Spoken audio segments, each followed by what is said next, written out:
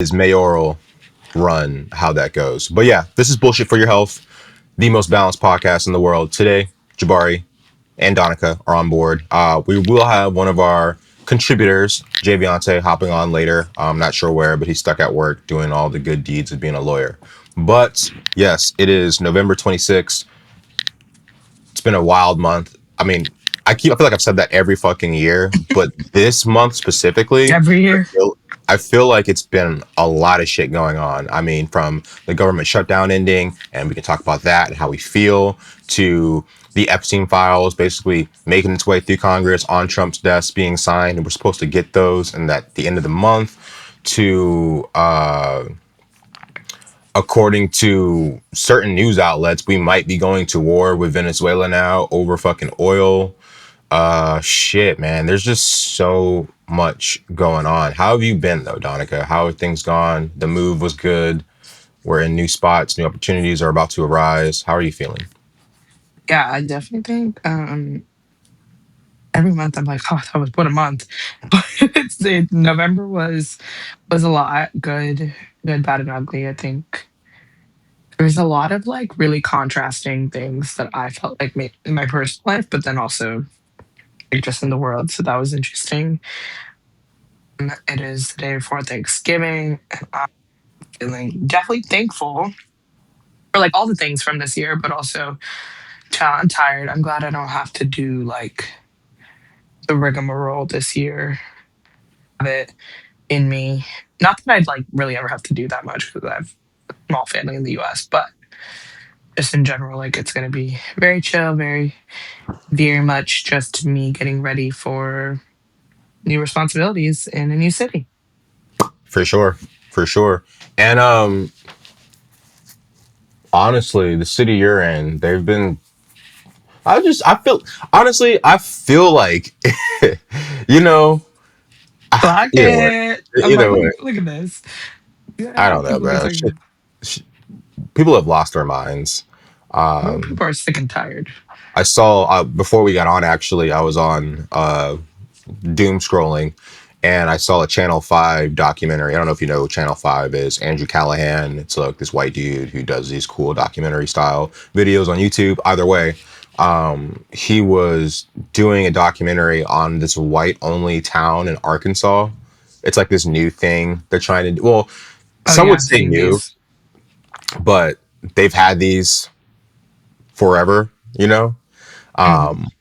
But just listening to the small clips, because it was a preview, it wasn't like the whole thing, of individuals from this community talking about why they made this community.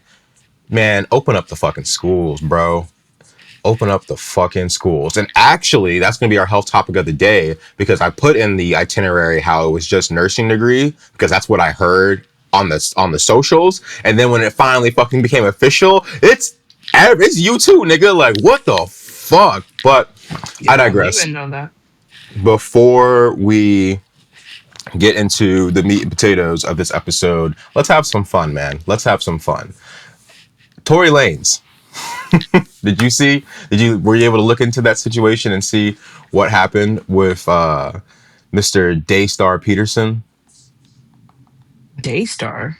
That's his name. That's his government name, Daystar That's Peterson. Tory Lanez's name. Yeah, I yeah. hate talking about this weirdo, to be honest. Like, Like, it's like he was never that great of a performer, and I honestly think this okay, wait, hold on, scandal. hold on, hold Hold on, hold on, on, hold no, on. no, no, no. I think y'all are. Yeah, he brought about an era, and I will give him only that much credit. I think this has kept him more relevant than his music was ever going to keep him relevant. But I think I saw something about him trying to like run it back, and there's just like constantly trying to like still say this it wasn't his fault somehow, even though there's literally mounting evidence every time he says it, including the part where he was like apologizes for doing it. Like that's my favorite. Yeah, on the phone, on a Yeah, recorded line. like there's an audio recording of you saying It wasn't like a song. It was like, like this uh, era of like lawsuits is actually insane because this along with like the woman who tried to sue Cardi B like we're are Cardi y'all B, okay? shorty. Who you trying to be, shorty? Like Please. Speaking of Cardi B, Wait, hold up. wait, can we talk Before about we, Cardi B? we can, but let's just get on for the people who are the misogynists who listen, who are still kind of like, what are they fucking talking about? Tory Lanez lost his appeal Again, in the criminal case today. Basically, a three-judge panel upheld his conviction of a 10-year prison sentence for the 2020 roadside shooting of Megan Thee Stallion. In addition to that, I did see somewhere where he might be held in contempt of court and due to basically lying in court, and he could mhm. face up to some financial charges as well, upwards of about $20,000. So again, to all the listeners, specifically to like our male listeners, and I guess actually to some female listeners, because in today's day and age, you don't have to be a white person to be a white supremacist. You don't have to be a man to be a violent misogynist. Believe women, believe black women. Oftentimes, it just doesn't come out that they're lying at this day and age, because what's the fucking point? But yo, power to Meg Thee Stallion. She's currently in another civil suit right now against Milagro, a journalist, big quotation marks, who basically was peddling lies and conspiracy theories about this entire situation with between her and Tory Lanez, and it's looking like she could win a lot of money and also gain some peace of mind back from this whole situation. DJ Academics, nigga, you better watch out because you next, bruh. Straight up, I don't follow that nigga. But A few so weeks ago, actually. here's the tea with the Meg Thee Stallion versus Milagros lawsuit though. Media, any entity that is considered media gets extra protections, and so now Milagros people are trying to like spin the narrative of like, well, what's the difference between something like a talk show, like daytime talk show that's discussing people's lives and so on and so forth, and what Milagro was doing. Additionally, I think I saw a lawyer online was talking about the fact that Meg The Stallion's team didn't initially like reach out to Milagro and ask her to retract the statement, to like take those Hmm. things away. Would have been like the ideal first step. But then had they done that, that would further prove that Milagro is in fact media, right? Because if you reach out to them and ask them to take something down or, whatever, like starting to sue for defamation is a different ordeal. So I'm actually interested to see what the outcome of that lawsuit is because I think it's kind of 50-50 Yeah, yeah, in but I this mean, kind of I think, situation. and I do agree, there's a good precedent to protect media. We're media, and I've said some shit, that I don't need the full DOJ coming down on me. Release those fucking files, please. Let's find out that this man's a pedophile, please. But what I will say You is, mean confirm? confirm, yeah. The interesting parts about that, I think, are the fact that it's come out in court that Milagro was paid by Tory Lane's father for Hmm. certain things, whether that be to peddle certain narratives or not. And then I guess Meg Thee Stallion saying that she copped the therapist who was $250,000 a session or some crazy shit, because this was really impacting her mental health. So I don't know either. I'm not a lawyer. This would be nice for our contributor to be on at this point, but we all have to wait and spin the block back when he gets on here. But yeah, no. Wait, So, wait, question. Wait, no, what did you just say? I lost it. Never mind. Continue. but yeah, so I literally just again want to emphasize there is no reward for being a good person, but there is definitely consequences for being a piece of shit. Simple as that. Um, yeah, but you want to talk about Cardi B? What's going on with Cardi B? Oh, just that like Shorty told her she was pregnant and then 2 days later had the baby and was like out in the world. Like she's already had the kid. Like But she's listen, the out Instagram, the doing Twitter whatever. detective figured Hmm. out she was pregnant A in her long time second ago. trimester. Yeah. Yeah, but what I'm saying, more importantly, it's the snack back. I don't care about how long ago she was pregnant. Like that's still her baby's not that young, like that old, regardless. So anyway, the people were just talking about how people like Cardi B, shit, Sierra, Rihanna, things just be popping them out, like going about their billion-dollar business like it's nothing. But more specifically, what I peeped was when she posted the pictures. It looked like she was wearing a ring. Have the Twitter detectives been on that? Yeah. more so the Twitter detectives have been on the fact of Stefan Diggs allegedly seems to be a very terrible person. I don't know if you've heard about the situation with Stefan Diggs and I think it's like a stylist who basically claims, I don't know if he's put it into legal terms yet or if he's just been trying to get the story out there, that Stefan Diggs, who lives a well documented party lifestyle, like tried to like drug him and fuck him.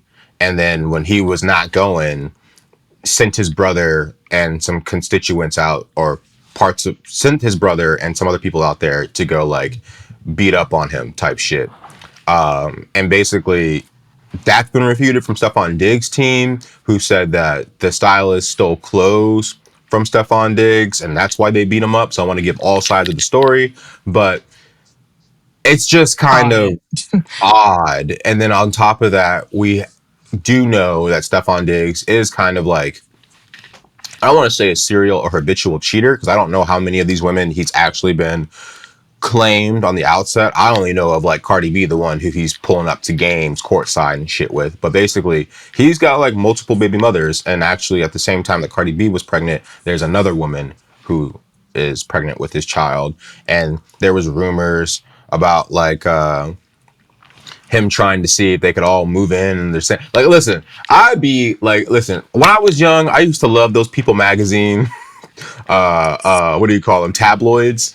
And I feel Hmm. like You be in Instagram their business is what has, you do. exactly. So like I be keeping my ear to the ground. I don't be reading the articles, but I be seeing the headlines. So I don't know. All I know is it seems like Cardi B doesn't have the most, how do I be respectful? Like, is you like, are you okay? Like, is this a cry for help? Like, that's I don't. Exactly. It's like damn, like you can't, like you just got away from Offset, who And you apparently haven't. You're still married to that was nigga. refusing to sign divorce papers. God, Being that's like, just, that's my baby. Nigga, what? yeah, yeah. See, you be in tabloids too. I saw that. I saw that. I don't know, I Yeah. saw it. Oh yeah. I mean, it's interesting because wait, that that whole situation to me is like akin to the Brie TSE situation with Nick Cannon. Because if you're a Netflix reality TV person or you watch Selling Sunset, that's like been a huge topic ever since one of Nick Cannon's 12 baby mamas. I don't know if it's 12, it might be 13 for real. Um, or no, maybe he has like 13 kids and it's like nine moms or something like that. I don't recall the Cannon family tree currently, but regardless, Mental illness.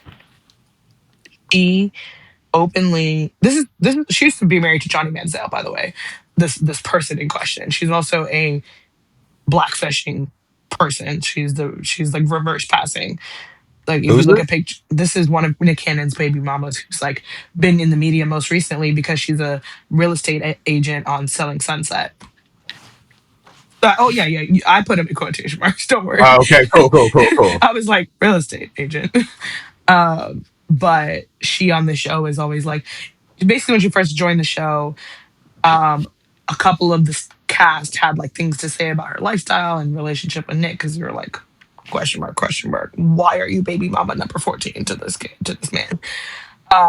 But she's been like a steady influence on the show. But and like obviously a lot of people in LA, Hollywood Hills like get work done. This woman is literally passing for a different race. Like if you look at before and after pictures of her, she goes from straight up white girl to racially ambiguous. How did she like? How'd she change? Nose job, so she's got a really slim nose now. Super Mm. tan skin, dyes her hair jet black. Um, so yeah, she looks like she could be some sort of mix, whether that's I think she's catfishing as Blasian, to be quite frank. But I'm look her up. googling this woman Look her right now. name, Bretiesi. You said, oh, you got the spelling BRE. Oh yeah, yeah. She's on my list. Wait, go again. B R BRE what? E T Mm. I E S I. And then look up before and after. Just right Oh, before and Bree after. Tic. Yeah, I see her. This Yeah. is a white woman. Look at before and after. It's not the fact that she's a white woman that was indisputable. It's how the type of white woman she Nigga, what? became. Wait, Yeah, wait, yeah, yeah. wait. That's what I'm talking about. Yeah, she was a regular white woman, and now All right, all she's right. conceivably something. There you go. That is like a That. woman from Nebraska Mm-hmm. now trying to look like she's one She of the like her great Hadid sisters. grandpa is Asian or something, and her other She great went, grandma's black. she went from being from Kentucky to Palestinian.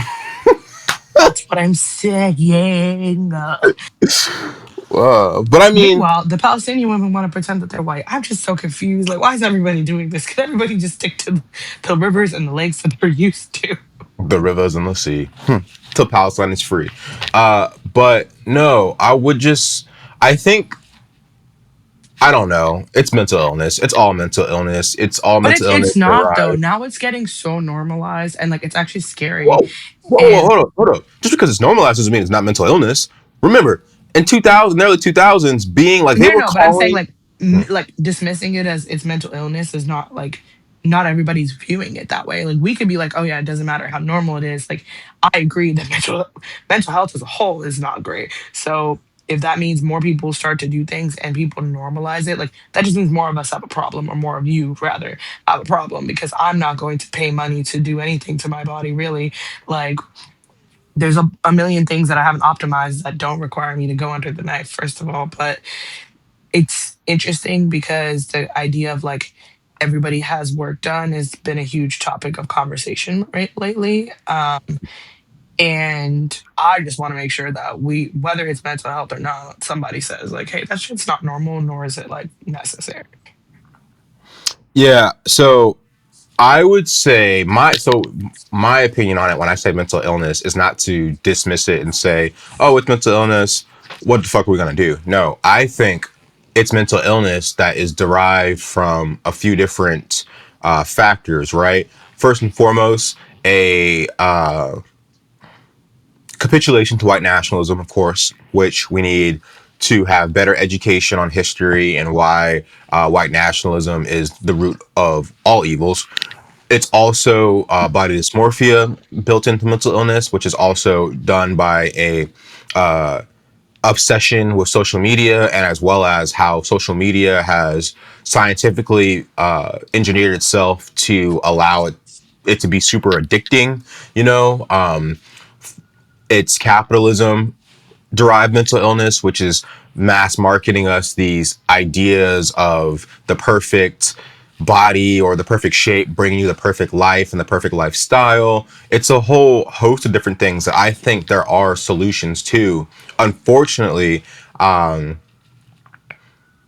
just don't know how to take people. Like, what I'm saying is the solution is for like the next generation.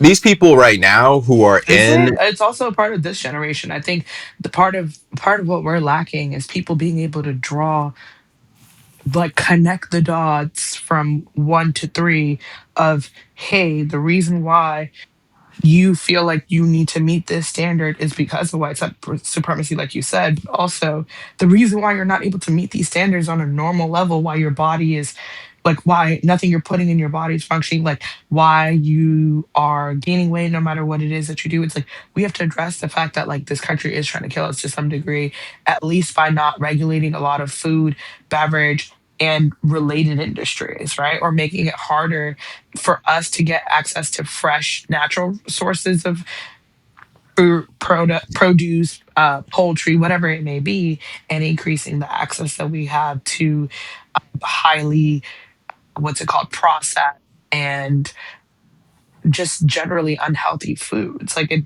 especially in this soft, steady increase in pricing that we've seen since 2021.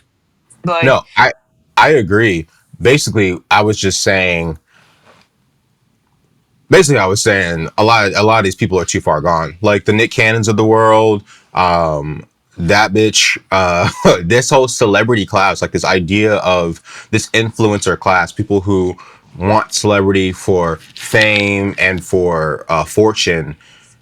it's kind of a too far gone conclusion because they've already gotten themselves to such a level where what else would they do?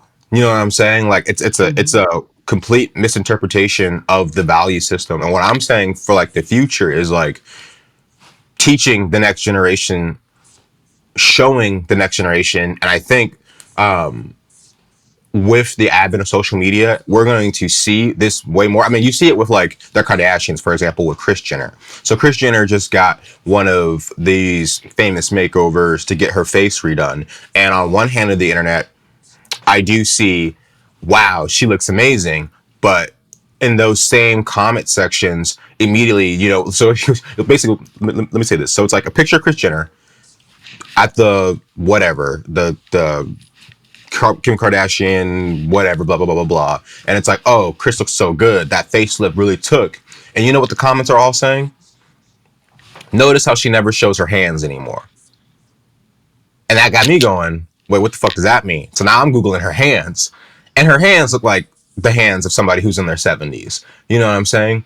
So at the same time that like those People magazine tabloids used to have celebrities and you would see the after effects of facial shirt or facial rejuvenation surgeries and how it all always like goes to shit. I think the same thing is just going to keep happening with this generation of celebrity. Unfortunately, I think we were the first generation to really be lambasted with social media. So there wasn't a real understanding of how it worked. So you did have some people who truthfully like didn't just drink the Kool-Aid, but they injected that shit into their veins to the point where it was literally like, oh, this is real fucking life. And unfortunately are going to have to face some of the consequences of those actions. I was just on Facebook the other day, saw some shorty who was younger than me in high school. And I was like, why the fuck does she look like this? And I went back to our high school photos and said, holy shit, she's already got lip filler. She's already got fucking injections into her fucking forehead. She Yeah. looks 10 years older and she was younger than me. You know what I'm saying? And again, I'm not trying to say I look like the best motherfucker out here, but by not having any of these augmentations to my fucking body, I do feel like I'm aging pretty gracefully. You know what I'm saying? I see it in the fucking hands. But all my younger fucking homies will tell me, yo, bro, you look like you're 25. You look like you're 26. You know what I'm saying? I'm like, I love that. A lady But tried to at the, card me for buying a lighter at the gas station. I said, "Lady, I'm 31. Give me that damn lighter." but at the same time, too, I do think while we have to educate on how these values aren't worthwhile in the long run, I think we also have to have a greater spiritual talk and a bit and a greater journey with that so people can like have a better relationship with aging and with death and like how it is something that is just a natural part of life. And instead of running from it your entire life and fearing it, you should actually maybe live in a certain way that when it gets to that point in time, you can accept it. And that does come from a lot of societal change, right? We have to fix the way that our government poisons us with food. We have to fix the way that our government prevents us from taking care of ourselves with the faulty healthcare system. We have to fix the way that individuals aren't able to live their best life because we allow certain individuals to exploit others at an increased rate every fucking year. We But just when it have to comes to like we also have to move ourselves out of the thought process of looking at things as what it is on the outside and not what things are on the inside. And like that sounds cliche, but I mean that even quite literally. Like we're so obsessed with the packaging of things that we don't give a shit what the ingredients are. And that continues to whoop our ass on a marketing perspective, on a food and beverage perspective, on a healthcare perspective. Like we're it's like it contributes to things like, the Ozempic demic. Like it's just everything is about external everything's about the end goal. validation, external, but it's like external validation, but also like literally just what we see. Like what we like, the idea is good enough, even if the concept or like the reality isn't the case. I think that we see that trickle into a bunch of things. Like when people have an issue with, and this is someone who's in modern Western medicine. I think if you tell me that like you don't like medication, but you have a problem with medicinal treatments, like that doesn't. or that you like medication rather, but you have a problem with like medicinal treatments. Like that doesn't really make sense to me. Vice versa. Like those different things is like having an idea of what something is supposed to actually do and serving it for that purpose. Like when we invented surgery, it was never to be, and specifically plastic surgery, cosmetic surgery, that was born out of a need from like tragic things that happen to people, accidents, burns, cancer. Like that's what these stem from. They were never to be like, oh, something's wrong with you. Let's, you know, carve you into, the version of yourself that you won't ever achieve Recognize unless, yeah, but you also that you won't ever achieve naturally because that's not what you're meant to look like. And I think even just that idea, like I don't know or follow this Brie person personally, but I just think every time I look at the before and after pictures, I'm like, what was so wrong with you before that you felt like you needed to become this after version? Because I genuinely don't see an improvement. her Like, brain, her self esteem. but But on that again, note, mental health, like you were saying, mental health, but I think, and we had this conversation about something else, but I think it still falls under the same umbrella. I think part of the issue is people go flocking to like the perspective that's like, not, it's okay if you don't like yourself, just go ahead and get it done. Like, here's your sign to get the surgery, like all of that kind of rhetoric. I think people flock to that because on the everything is so polarized because on the other end of the spectrum, people are like, what's wrong with you? Get your fat, lazy ass up off the couch and do da da da da da. And like that's not helpful. So there has to be like some space for reality that isn't rooted in toxic positivity, but also reality that isn't rooted in, hey, you can just go, and pay, put yourself on a fucking payment plan, put yourself in debt, trying to get your body to look like whatever, because now you've been sold the idea that once your body looks like everybody wants it to, you have the keys to the kingdom. But then everything is reinforcing that. well, yeah, I think again, it's easy for Mhm. us to talk about, I think, because we've really done that extra work to kind of peel back the layers of society. We're not on that superficial level because we've been successful enough to experience certain joys from capitalism, right? We can experience those joys, but at the same time, we can have constructive conversations about, like, yo, this is cool, but like, it's kind of crazy how we're able to do this, and certain people in this community are like this or like that, right? Because again, what did we say a few episodes back? I believe all societal ills in America can all revert back to capitalism and white nationalism. I think the same thing with this conversation here. The beauty standards that we're talking about, the thin nose, the paler skin, or even, wanting to be a little bit more brown, but not too brown, having straighter hair, it's all white, it's all steeped in white nationalism, those beauty standards. When it comes to your ability to get them, if you have the right amount of money, that's capitalism, the commodification of healthcare, right? Yeah, this surgery was originally for burn victims, but hey, if I'm a plastic surgeon and I'm just treating burn victims, like, who's going to get me more money? Like, a person who's from a war-torn country that might not have health insurance, or Chris Jenner who's willing to pay me Yeah. $100,000 for a 2-hour surgery? Like, come on Multiple now. people are okay with being on the profit side of medicine, and But they so basically, what I'm saying is, because human nature is so pervasive when it comes to certain things, I think for those of us who are enlightened, let's just say, it's the reason why we have to continue advocating and preaching for a change to the system, right? It's kind of like we have to protect ourselves from ourselves. This is where government regulation comes in. Like, all this human greediness that we face this corporation greediness. It's supposed to be combated by government officials, right? The problem is we've allowed our government to be infested with money from these corporations and from these individual interests, to the point that it's just a revolving door, revolving cycle, to the point where we're getting to where we're now at. And I guess we can get to the meat and potatoes of this episode, but we're like at end stage capitalism, right? Where we live in an autocracy. we've exploited so far that certain systems of our country are literally eating themselves, cannibalizing themselves alive, right? The healthcare system is one of them. That'll be our healthcare topic of the week. But it's insane to me that we've gotten to the point where we don't believe healthcare is a human right. We believe that healthcare is for the highest bidder, that we're willing to destroy every semblance of healthcare so that people can keep exploiting enough money out of it. But yeah, no, I think if we, like I talked about last episode, nationalize the healthcare system and actually like forced healthcare to be for the purpose of making sure everybody in this country got an equitable and equal care, yeah, you'd still have the ability for people to like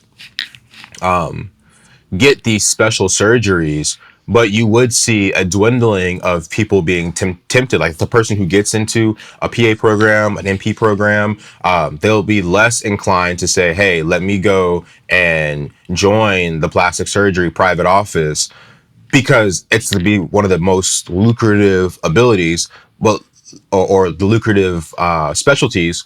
And let me just do what I set out to do, which is go be family care because I'll make comparable money because the system has changed in a way to help me with my debt, to help me with my quality of life. And honestly, this feels pretty fucking good. You know what I'm saying? Now, don't get me wrong. There's still going to be people who are like, fuck that. I joined this because I wanted an easy life or I wanted, I mean, generally I don't know, like personally I'll tell you this, I work in the ER. I couldn't imagine going to work for like the certain patients I had in California who would come in with all sorts of work and were generally not understanding that they're in their 70s, so their body is not going to work the way that they want it to work, even if they keep getting these surgeries over and over again to make themselves look like they're in their 50s. You are breaking down. You've lived a beautiful life. You make it to 75 in this But country, you're maybe not. goaded. Maybe you haven't lived a beautiful life. Maybe you've No, spent no. that entire life trying to be something you're not. Yes, yes, yes. But what I'm saying is, longevity speaking, getting to 75 without diabetes, without losing a foot, without having an accident, without having anything, a stroke, or without having a heart attack, like you've lived a blessed life. Now, I'm not saying you didn't, maybe you didn't take advantage of it, but what I'm saying is the perspective that you What you're have, saying is you should have thought about that when you were young. and there's still time, you know what I'm saying? But unfortunately, like for those types of people, it's hard for them to envision that. It's the same way I was listening to a podcast before about like the perils of growing up as an affluent child. Like it's like, the joy is in the journey a lot of the times. You know what I'm saying? If you get everything handed to you, how do you ever find solace or find fulfillment in success when you never really had to work for anything to succeed? You know what I'm saying? It's a self-fulfilling prophecy of misery. So what I'm saying is, personally, as somebody who had to work for success, as somebody who does find joy from hard work, as somebody who likes to go to the gym, you know, likes to challenge himself, likes to challenge my brain, I don't want to have to take care of you. Like, you sound like a whiny little bitch. You know what I'm saying? What I would rather do is work in an area where, like, yeah, you know, it's tough. It's hard, you know. I might have a nigga with no legs in his fucking 40s yelling at me, talking about, oh, this, that, and the third. But when I can go sit down and go, wow, that fucking sucked, I can go, well, you know what, though? He comes from this level of society. He don't got his fucking legs. And you know what? He was kind of funny when we turned on the TV and he was talking about, but you know, it's all bullshit over here. You know, it's just like, it's like a different population I'm working with that I feel like I'm doing some actual good with. And it's not easy work, but it's fulfilling work. You know what I'm saying? And so that was an extreme. There's like other patients in between that like, you know, give you a much less psychological trauma, but also give you that fulfillment. But just to say, like, after working with different patient populations, it is kind of true. Like, I don't want to be in, what's the word? Concierge care. Those people are miserable. You know what I'm saying? And Yeah. all misery loves his company. Like, I'm cool on It's that. not, in my opinion, like that's if you want to go into something like that and you're just trying to get like acuity money for very low acuity work at the end of the day. Yeah, And yeah. And and mm, and it's like you're basically allowing you usually in those situations any environment, let me put it this way, any environment in which the provider is like not using their brain and just doing whatever the patient wants is not the environment that I need to be in.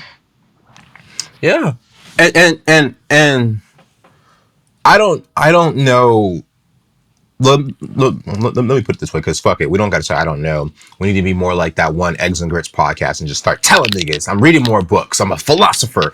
Um, there is no quick cure to the ills of the moral rot we face in this society, and that's why I say like, yo, we're our generation's cooked. Like, we're the adults now. You know, the people who have understood and spent their 20s trying to dig deeper and figure out something about life, we're the leaders, right? The ones who didn't and maybe already have kids or maybe have already settled into that lifestyle, it's going to be very hard for them to change perspective. And unfortunately, we can get into the government shutdown next, because I do think one of the ways that they will change their perspective is if they have to experience the level of pain that comes with the end result of their ideals or their virtues. You know what I'm saying? This is why also in the next segment we need to talk about the destruction of the Department of Education, because how we get to a better place in society is through the youth, is through the children, is through the next generation, and it's through better education, more experiential learning, greater conversation, not sheltering these people from the world and the ugliness of it. But is there any more bullshit we want to talk about? I mean, there was a few things I had on here. Honestly, I think Um, if you're still shopping at oh, Shein, stop. They're selling fucking child sex dolls in France. They also did the Luigi Mangione T-shirt. This is not an ethical business. It's not even based out of the United States. Like, I just, if you want to get into fashion, if you want to get into personal style, like any other art form, there's a deeper criminal link. No, I'm just kidding. There's just like there's more to it, you know. Research, dig in, read, watch documentary, and actually like people learn just about are code. honestly so fucking lazy that I'm not even like, you're saying these things and I have very little hope for them because shit, people have never even stopped boycotting Target because they're too fucking lazy to figure out where to go buy Oh, common everyday shit. we So out. you I'm at think Walmart right now. you think these people about to stop shopping at Well, family Shein grocery stores. because everybody wants to go to Shein and get $175 worth of clothes that really should cost you $475. And everyone's super thrilled about it because everything is just like now it's uncool to rewear clothes. It's uncool to like not have fresh fits for this. Like everything, like now styling is not like it is something that like you do because it's authentic to who you are. It's the trend. And Yeah, when it comes to styling, style come to some degree, maximalist styling is what's in right now. And because that type of styling is in, that requires many pieces of accessories and clothing, so on and so forth. And the reality is, no one can actually afford to do that. Very few people can afford it. So stores like Shein, Amazon, whatever, become way too like, okay, so if I can't make it, I'm gonna fake it, right? Like if I can afford to have the Ferragamo whatever, I'm just gonna buy the knockoff version and it achieves the same effect. And while that's been happening in spaces like the hood, for example, for a long time, like that's where, the running thing about like you drive through the hood and that's where they're getting inspiration for next year's, runway, whatever, that was more so born out of what's available in the community. And yeah, it might be cheap fashions, like this is the age of like Olive Olay or like a Rainbow or like those places, Charlotte Russe, even like those places. That was cheap clothing that honestly probably had the same origins that places like Shein had. We just weren't as aware of it back then. So I feel like that's like, I don't, I think people are just, that falls under beauty standards to some degree. It falls under, and that's where we transition from like white supremacy to like what the culture determines is cool. The culture has currently determined that like maximalist styling is what's in. And even before that became the trend has been for several years that you pop out with a fit, take a flick, and like that's what you're getting notoriety for. Maybe now there's a little bit of like, yeah, rewear things, but like making you somehow by adding more to it. Like, you know what I mean? So that I think requires more I think spending, and people don't I actually think have the that's money to do it. but I think out of white Nor are they, naturally. wait, pause for a second. My last statement on that. Nor are they truly creative enough to style with what they already have.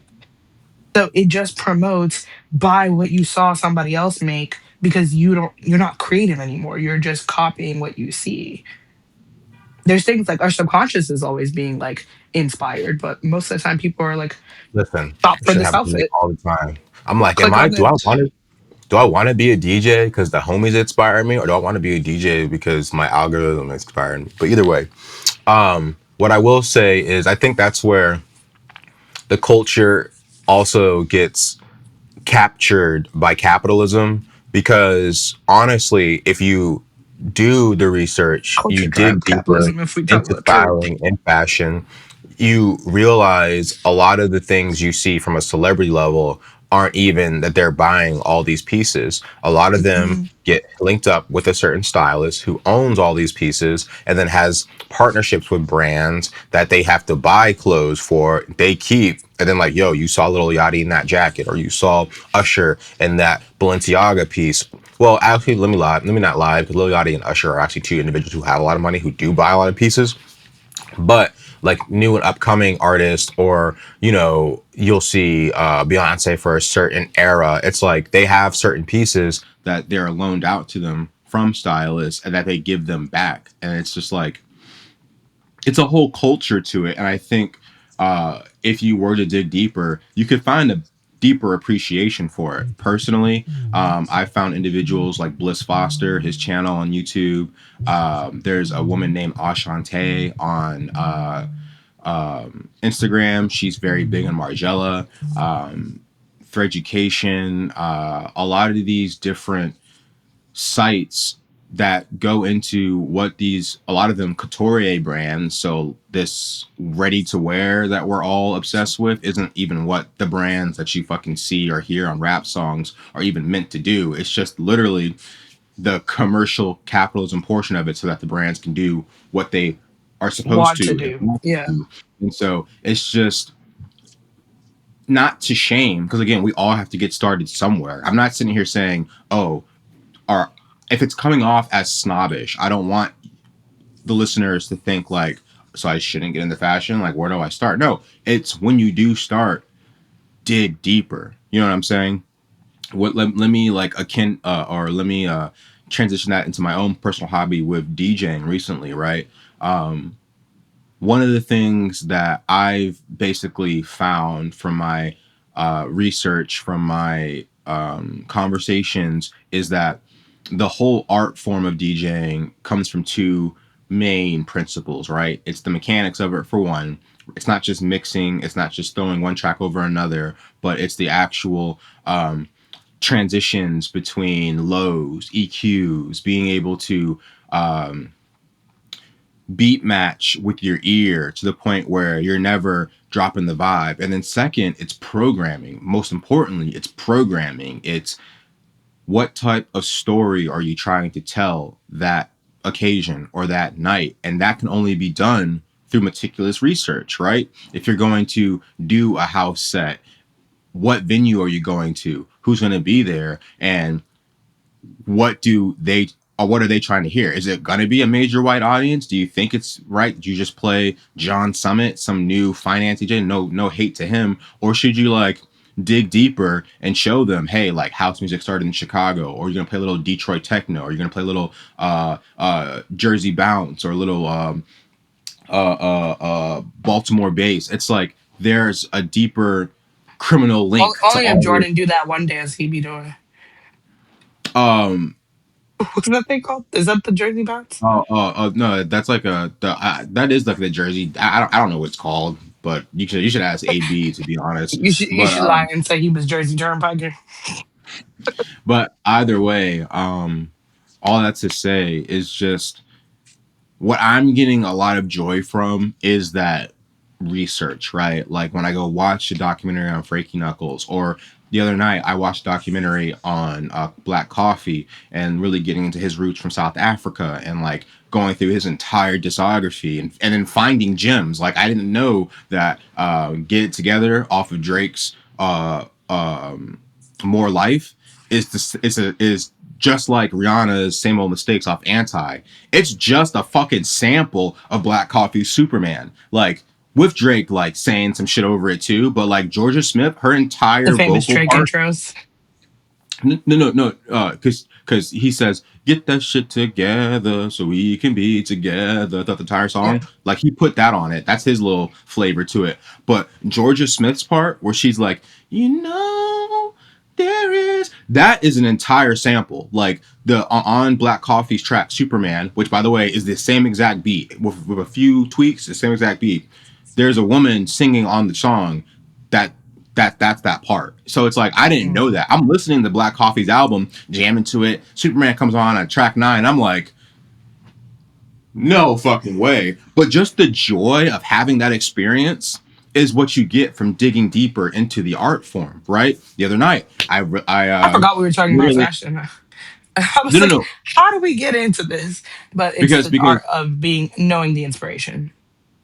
not even the art of knowing inspiration, it's the science of art. It's all building blocks. And again, if and again, it's not to say, yo, when you get to the entry level, you should already know everything. No, what I'm saying is the entry level is just that first layer of the cake, yo. Like dig deeper. There's more flavor to be had. And this culture in America, it commodifies culture and art so much that you really are only getting that top sliver of icing. You know what I'm saying? And so that's why people start doing weird shit, start getting really like the art gets bland, you know, because commodification and capitalism doesn't care about those deeper flavors. So that takes too long. That's too like that costs too much money. No, like the people who are really in this, like I was listening to, I was DJ that I fuck with from Norfolk was talking about it, where he was saying the same thing about like, yo, people are like super obsessed with like finding the right vibe, or like, oh, all these vibes are the same.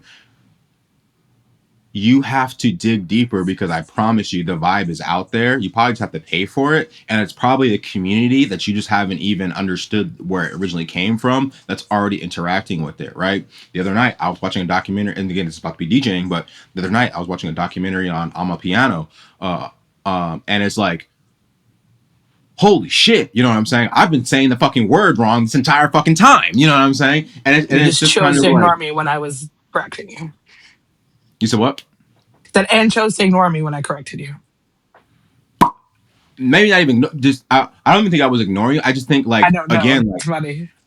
I uh I wasn't interested enough in the art form yet to like really take notice of it. Like, oh yeah, no, like I hear it, it's cool, but like once I started seeing you do the dance, I'm like, all right, cool. Like in my head, right there, like in Dubai when you were doing that dance, I was like, I want to watch a documentary on this, but I wasn't DJing yet, so it really wasn't like I was taking a deeper connection and love with the music. I was just like, I like the music, cool, which is fine if you're not going to like take it any further. You know what I'm saying?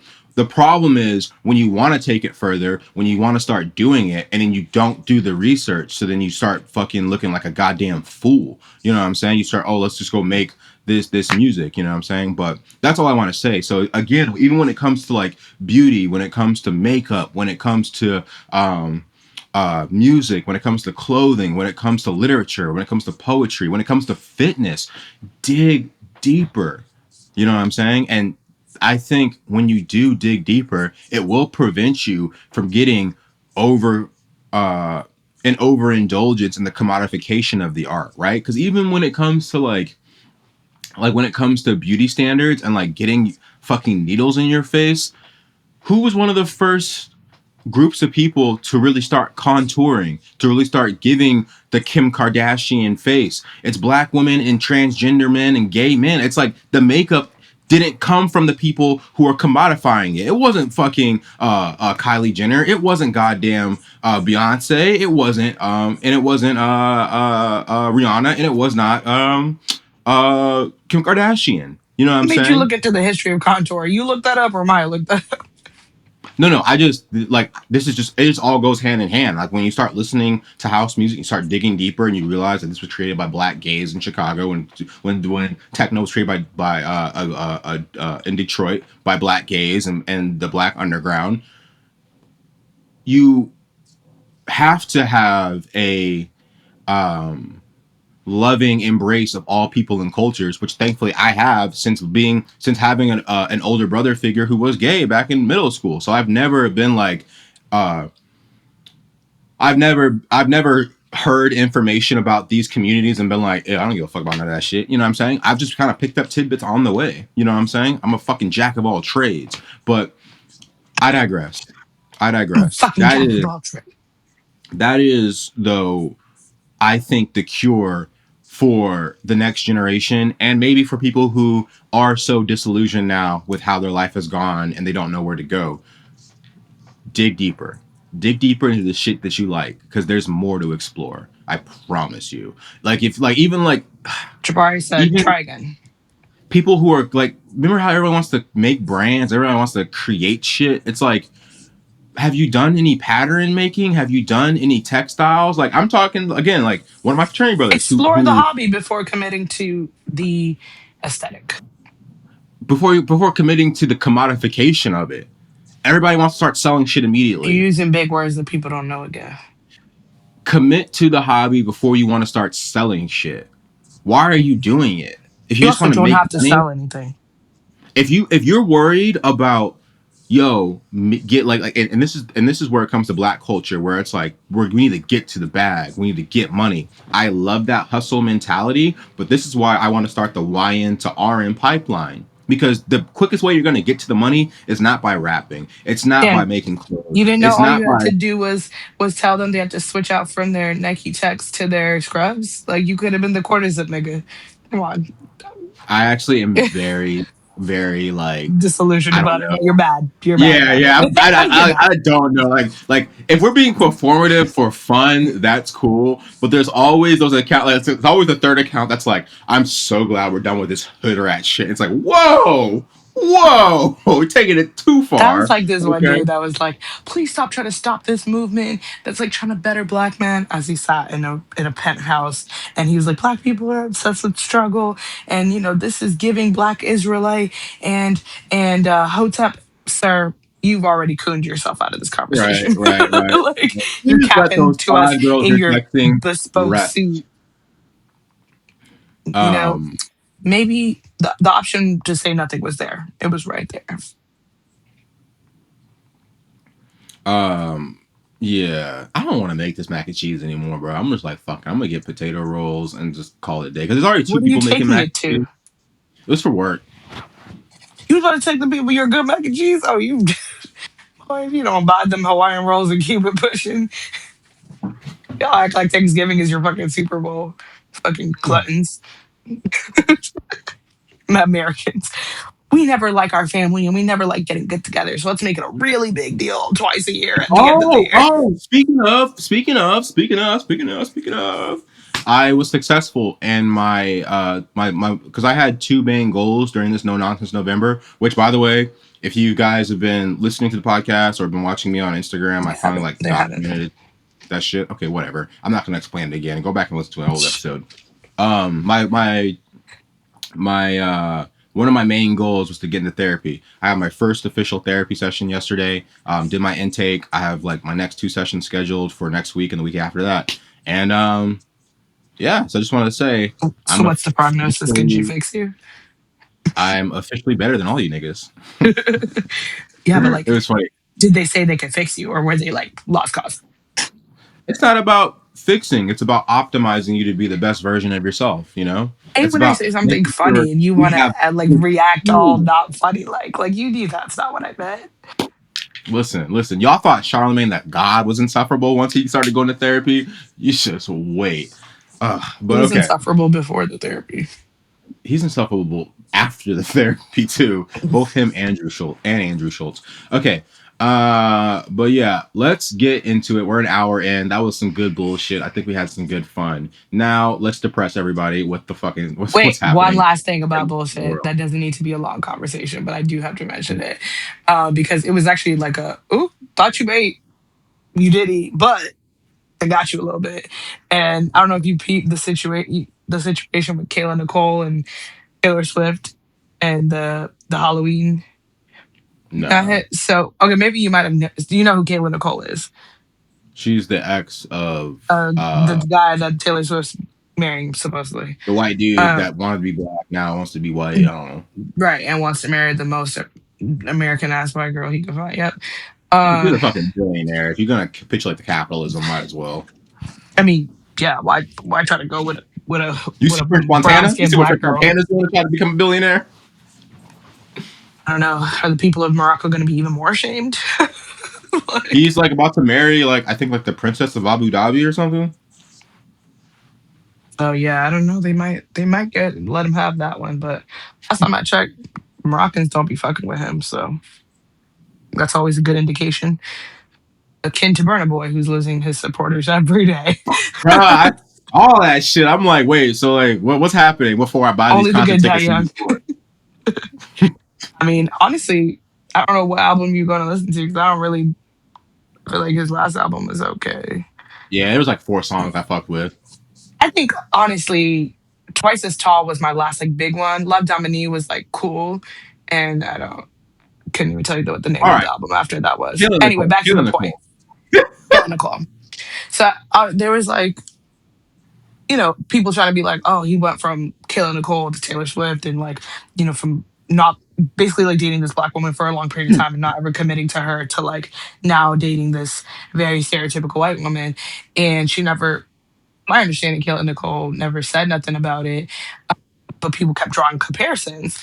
And then Halloween, she dressed up as Toni Braxton. You know what I'm talking about? Unbreak My Heart, Toni Braxton. But she did the Kayla Nicole song, or she did the Toni Braxton song. What's it called? Uh, he wasn't man enough, and like, redid the music video. And she ate. First of all, Mm-hmm. she ate the fuck down in the redo. But obviously, the speculation is that like it was a diss against Travis Kelsey being not man enough for her. And so it Mm-hmm. got a lot of like, ooh, black women gonna be, that's why you don't da da da. Like, and my initial point was like, if you're gonna be try to be petty, because Taylor Swift tried to make jabs at black women, presumably Kayla Nicole in her newest album about whatever. Ophelia or Othello or some shit like that. Child, I don't know. Is it still Life of a Showgirl? I don't know. It's probably Life of a Showgirl 17 in my opinion. But regardless, at some point she said something about not being, savage and not basically not being a bad bitch. Da, da, da, da. So that speculation, the speculation is that Kayla Nicole did that kind of in response to the whole situation. And initially, I was like, "You ain't gonna try to be petty with a black woman because she gonna win petty every single time. Like she didn't even have to say your name and you and your fiance up in one Halloween. However, this particular black woman, I think is a bit inconsistent with the narrative because why when I went to Kel, because I didn't know who the fuck Kayla Nicole was, to be honest. Why when I went to her page, one of the last things I saw when I went on there at the time was her going on stage at the Chris Brown concert and like dancing on this nigga. And I'm like, wait a damn minute. And then she had put something in the caption about I had to like go all out for like the brown skin girlies or something. Ma'am, Mm-hmm. you was just dating the white nigga not too long ago, number one. Which Mm-hmm. number two, Chris Brown, the known light skinned mixed race Assassin. chaser. Are you not even just him being light skinned? Show me the women he's dated. Exactly. The racially ambiguous assassin. So your silly self talking about I had to put on extra for the brown skin girlies. He don't like us. Why are you at the Chris Brown concert is number one. But I understand Listen, people. if There there's is an a level of abuser, dissonance between the artist and the art. I haven't figured out what's ethical or what's not ethical, but You can't have a video of you peeing on a little girl. That's the line. Doesn't matter how good your music is. We will Is that R. all. Kelly? That's our guy. Yeah. Okay, I was like, I know that one. Um, but to that point though, like the whole thing just didn't make any sense. So then people started pulling up Kayla Nicole's tweets from back in the day, where she was basically like, talking poorly about black people and black cultures in some ways. And I was like, and now we're gonna retreat into quiet and let you handle these I just allegations want that to we let it be say known. about you. I don't really know what all my tweets are, but if I do ever get to 10,000 followers, I'm just deleting my Twitter. I'm gonna start new with threads. That's not gonna work. They will literally find everything you've ever tweeted. Not if you delete it. Not true. I think that is true. Rory just deleted his Twitter after he had his shit. You There are can't find it literally no more. websites that exist that can pull up old versions of websites. Like that's their whole Is in that true? profiles. Yes. How do you think they've been digging Oh, up people's old stuff for a long time? Yes, we can do anything. Nothing. Any. What they told us, our generation, is true. Everything you put on the internet is for what? Forever. whatever. I don't think I have anything that bad. Or even if I do, nothing that I Personally, can't think stand on. the idea is not about deleting everything. It's you better stand on the shit that you said, and more importantly, if it's something you said that you change your mind about, you can stand on that. I think to our point, we need to bring back authenticity. Sometimes we're loud and wrong, and that's how we grow.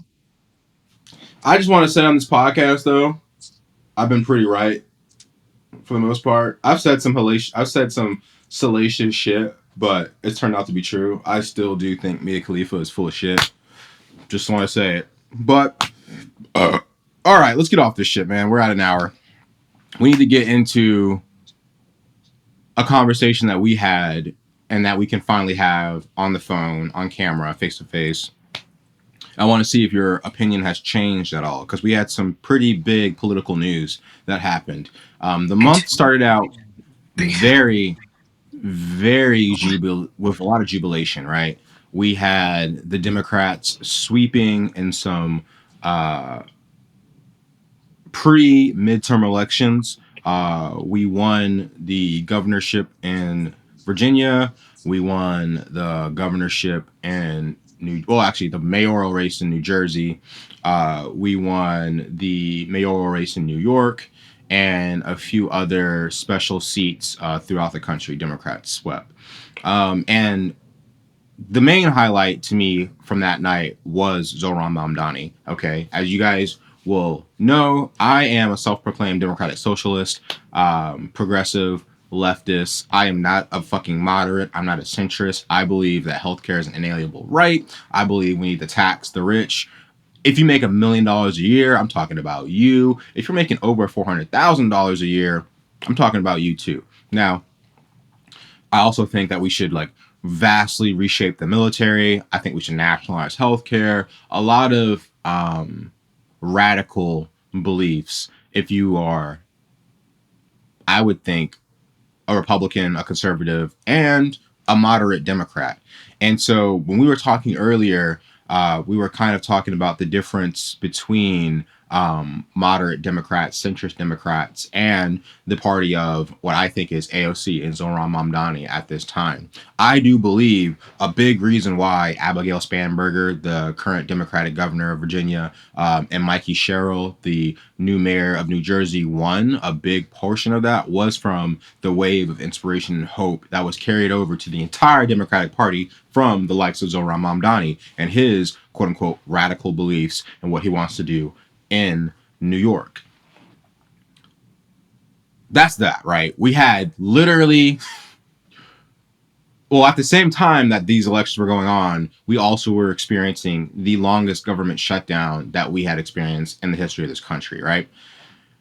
And there was a lot of conversation about should the Democrats capitulate? Should the Democrats not capitulate? Should they concede to what the Republicans wanted? Because, again, at the time, and I was just having this conversation with one of my coworkers who was seemed to be morally on the right side of the argument, but was confused about some of the details. So I just want to say this straight and foremost right now.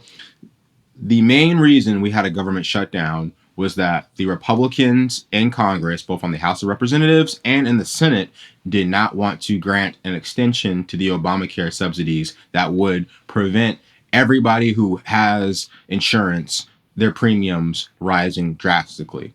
The Republicans wanted to pass what they called a clean continuation bill, which would say we're just going to keep funding the government as normal and we're not going to create an extension for these subsidies. The Democrats were saying our line, what we will not capitulate on is passing any bill that does not continue these subsidies because it's going to basically destroy healthcare as we know it in this country. So we had one day, we had really one day of feeling happy if you were a democratic socialist, if you were somebody who considered yourself to be progressive, somebody who considered yourself to be a progressive fighter, right? Somebody who somebody who believed that this pain that many Americans were feeling was necessary pain for us to get to the end result that we're trying to get to. Unfortunately, literally not even 48 hours later, you had eight Democratic representatives of Congress, because they were in the House of Representatives, not actually senators. And I'll say their names right the fuck now, okay? We have Tim Kaine, Jackie Rosen, John Fetterman. Fuck John Fetterman. Janine Shaheen, Maggie Hassan, Angus King, Dick Durbin, and Catherine Cortez Masto, who voted to support the funding bill that failed to address the Republican healthcare crisis. Now I'm going to hold their fucking names on the screen. We'll be posting that to the fucking snippets. These people, unfortunately, most of them do not go up for re-election until 2030 or 2028. But best believe when 2030 and 2028 comes around, they will not be back in office. I'm speaking to you directly, Tim Kaine. He's from my state of fucking Virginia. Fuck that guy. Some of them knew they're wrong because they literally said, hey, we're going to retire. They're not going to look for re-election. But I would say watch out for that, because I feel like if they get to 2028, 2030, and the conversation has died down about how they betrayed the American people, their constituents, their party loyalists, they're going to try to like run again. You know what I'm saying? Because a big problem that we have right now in the Democratic Party is a lot of these people are not populists. They're not genuine ideologues. They're just power hungry capitalists, bro, who have found a way to make money through our government and have coasted on the coattails of real, genuine change makers for like the last 20, 30 years, okay? And so at the time, Donica, we were kind of discussing the ins and outs of the shutdown, right? You, being a very empathetic person at the time, were telling me that you think we should probably end this shutdown because, rightfully so, a lot of people were hurting at the time. Donald Trump and his fascistic regime refused to use money that was held in a safety bank to fund SNAP programs. So many families were not receiving the aid that they Because they're needed too to busy feed their paying children. off of people who were blackmailing him for the pictures. We know. But no, they simply were just refusing to feed Americans. They had the money. There was a Did stockpile they of have money. the money? Where's the money now? So no, so that's something we'll talk about later. But at the time, there was perceivably money that could have funded SNAP throughout that shutdown. But the people currently in power, so the Republicans control the Senate, they control the House of Representatives, they control the Supreme Court, and they control the presidency. They refuse to use that emergency money to feed SNAP recipients, right? At the time, there was no question that Americans were hurting. But what I was trying to get across is they were hurting for what?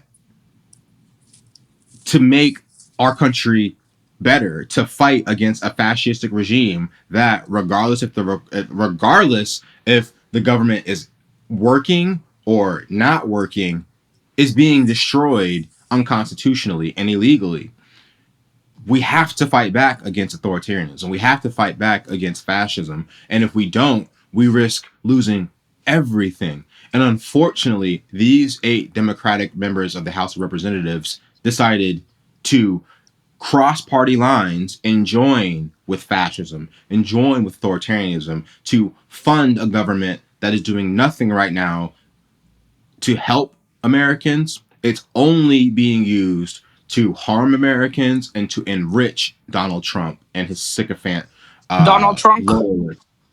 loyalists. You've had multiple members in his regime who have made millions of dollars. Kristi Noem getting $250 million to a personal advertising company for her ICE campaign. Donald Trump has made billions of dollars this administration through his multiple schemes, whether it's the cryptocurrency bullshit that he scammed all his fans. It's to the government basically capitulating in different lawsuits to pay him money for trying to find him rightfully so guilty of trying to steal the 2020 election. All sorts of corruption is going on. And basically, I think, I believe what most Americans who are paying attention wanted was for the Democrats to fight back. And unfortunately, they did not.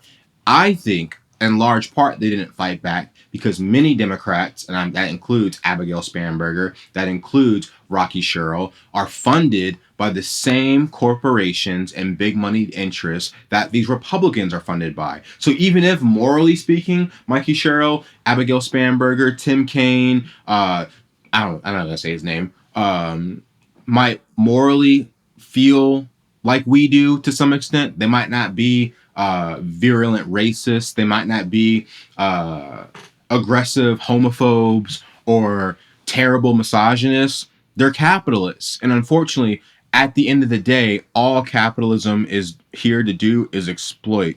And it not only exploits the people that you're making money off of, but you end up exploiting yourself because you have to go against your moral caliber. There's a reason why Zohran Mamdani was loved by everybody on the internet because he's honest, he's genuine, he's not funded by the same fucking corporations and big money interests that these other people are funded by. So he can talk like a normal fucking person, and when he talks like a normal fucking person, his ideology aligns with the majority of Americans, myself included. So And he's a hunk.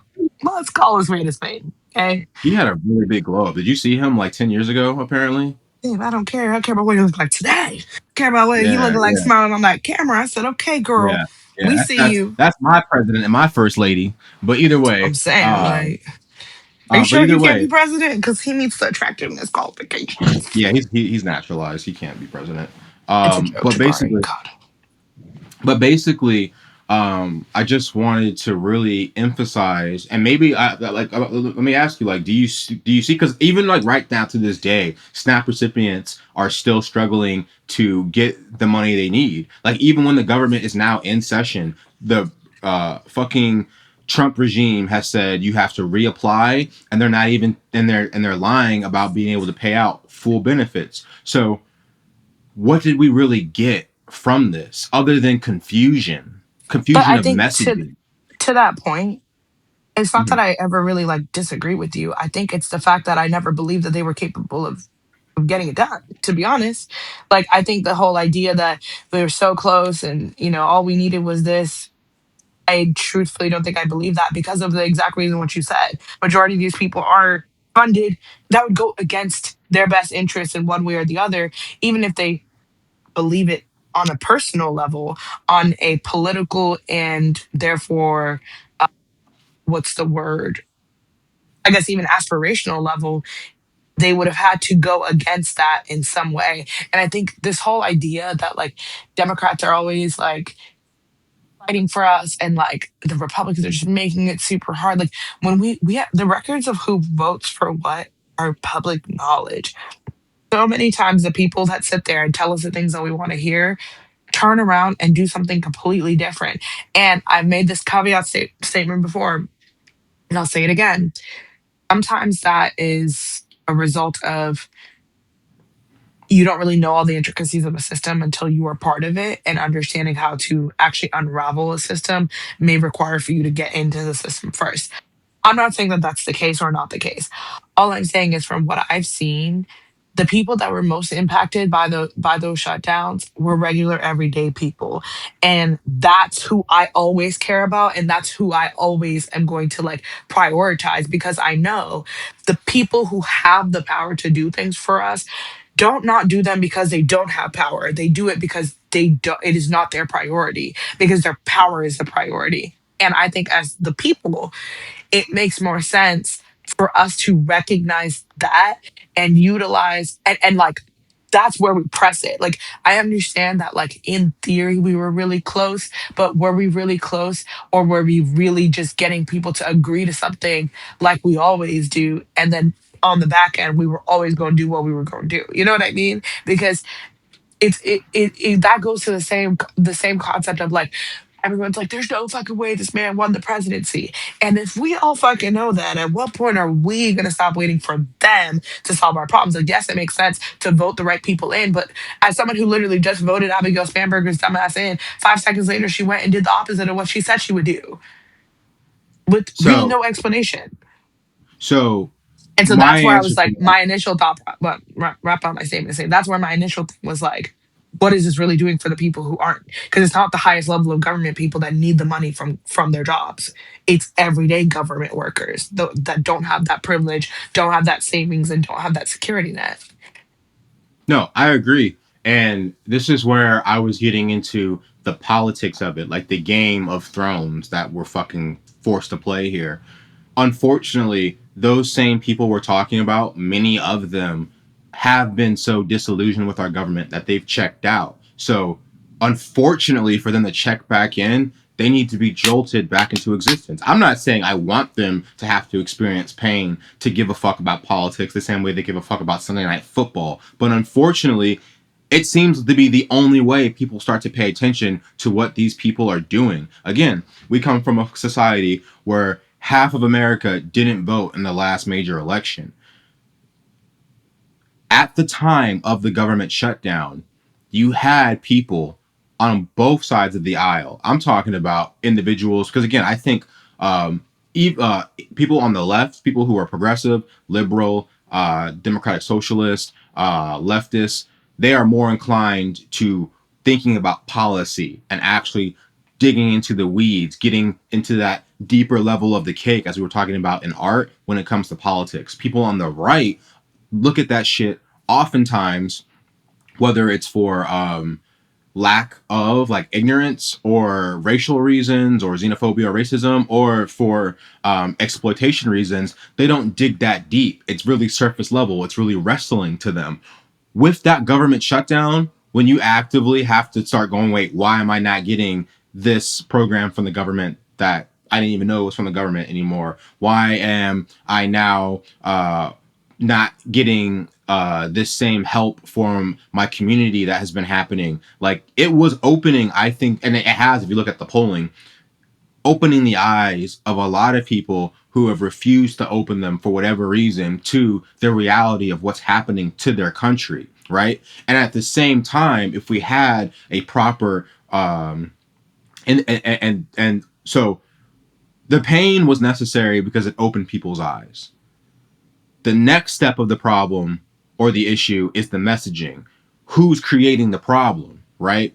And this is where having individuals like Mikey Sherrill or having an individual like Zohran Mamdani really matters. Having a majority part or a minority party leader like Chuck Schumer, or if AOC does primary him, AOC as the primary leader makes a difference, because messaging matters. Being able to tell people what the fuck is going on at a fourth grade level and have them understand that, yo, you get your health care through Obamacare. You get your health care through the Affordable Care Act. For the last 20 fucking, or over the last 15 fucking years, the Republicans have been lying to you about why your health care is better. It might not be great. That would be the next step, universal health care. But your health care is better than it was 15 years ago. The Republicans right now are literally trying to destroy that progress and regress it, right?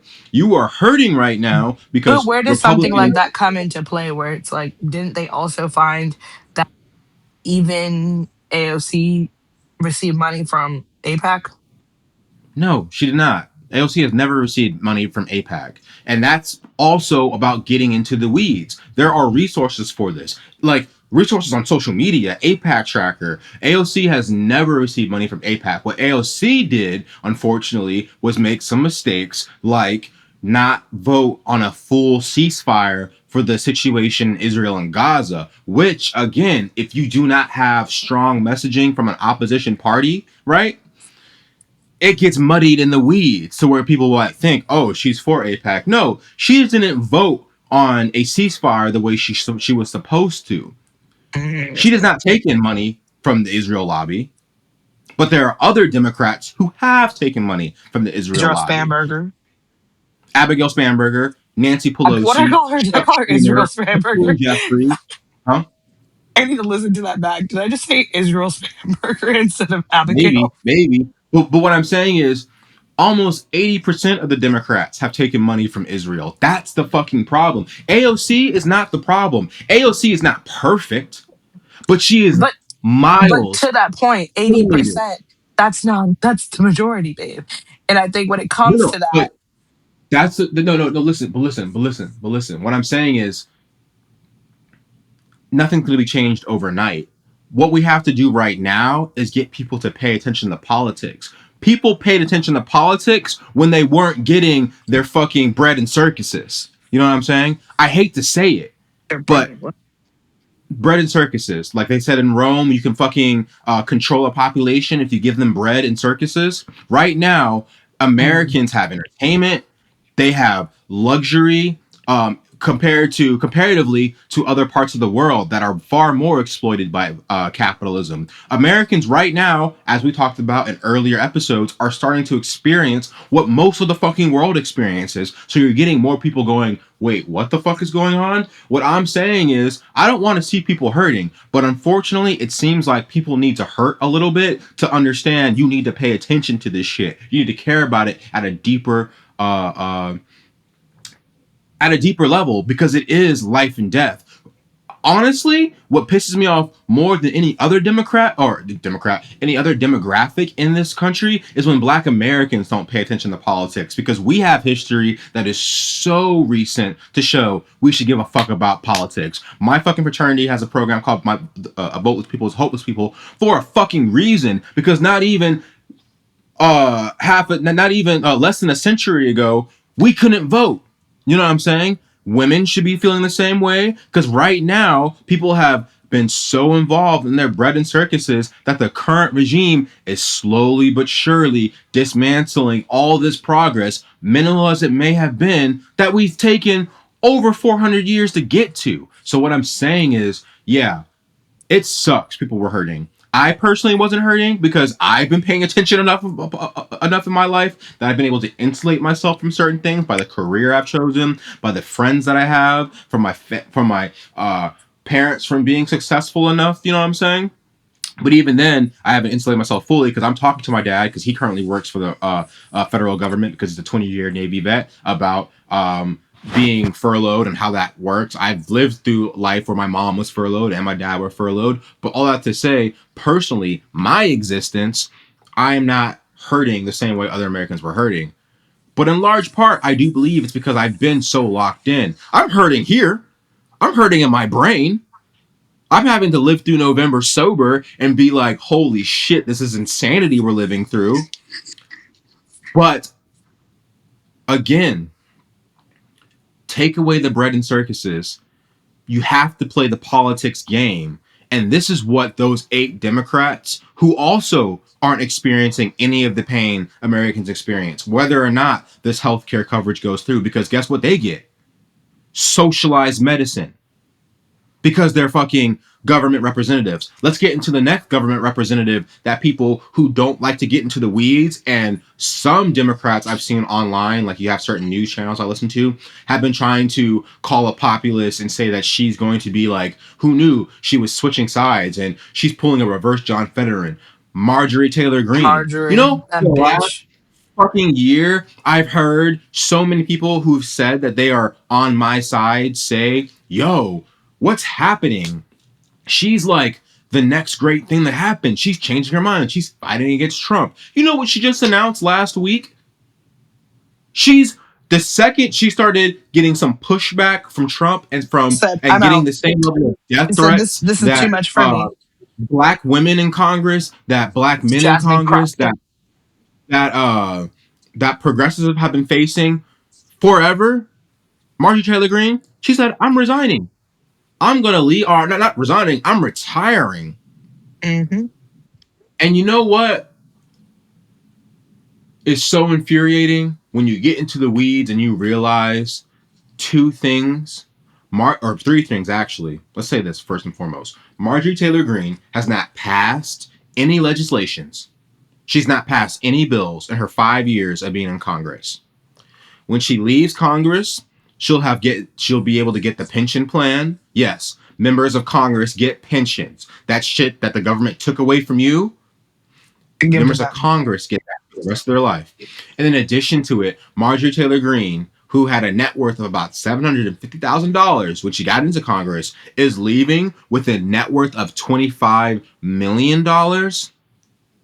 Please, please shut the fuck up forever. I'm tired of this country not understanding the difference between actions, apologies, and atonement. There is no apology that I'm going to fucking take at full face value without actions that are perceived to be atonement. Okay? For Marjorie Taylor Greene to apologize and have us welcome her into the fold of our tent, she needs a lot of years of atonement. She needed to be fighting this regime until it's done, and then some in the next fucking few years of her congressional life. But you know what she's doing?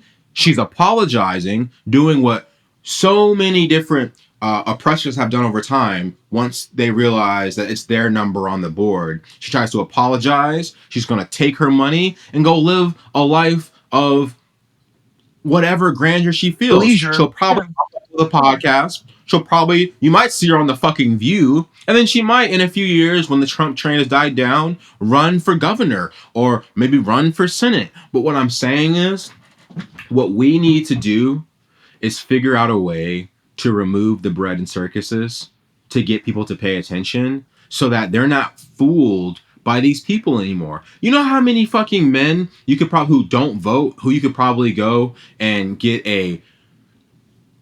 and have them write a 6 paragraph essay on how Klay Thompson and Meg the Stallion and their relationship might be affecting Klay Thompson's career, but they couldn't tell you who their local government officials are or what the electoral college is and why it might be and why it is bad for Americans. You know what I'm saying? I just,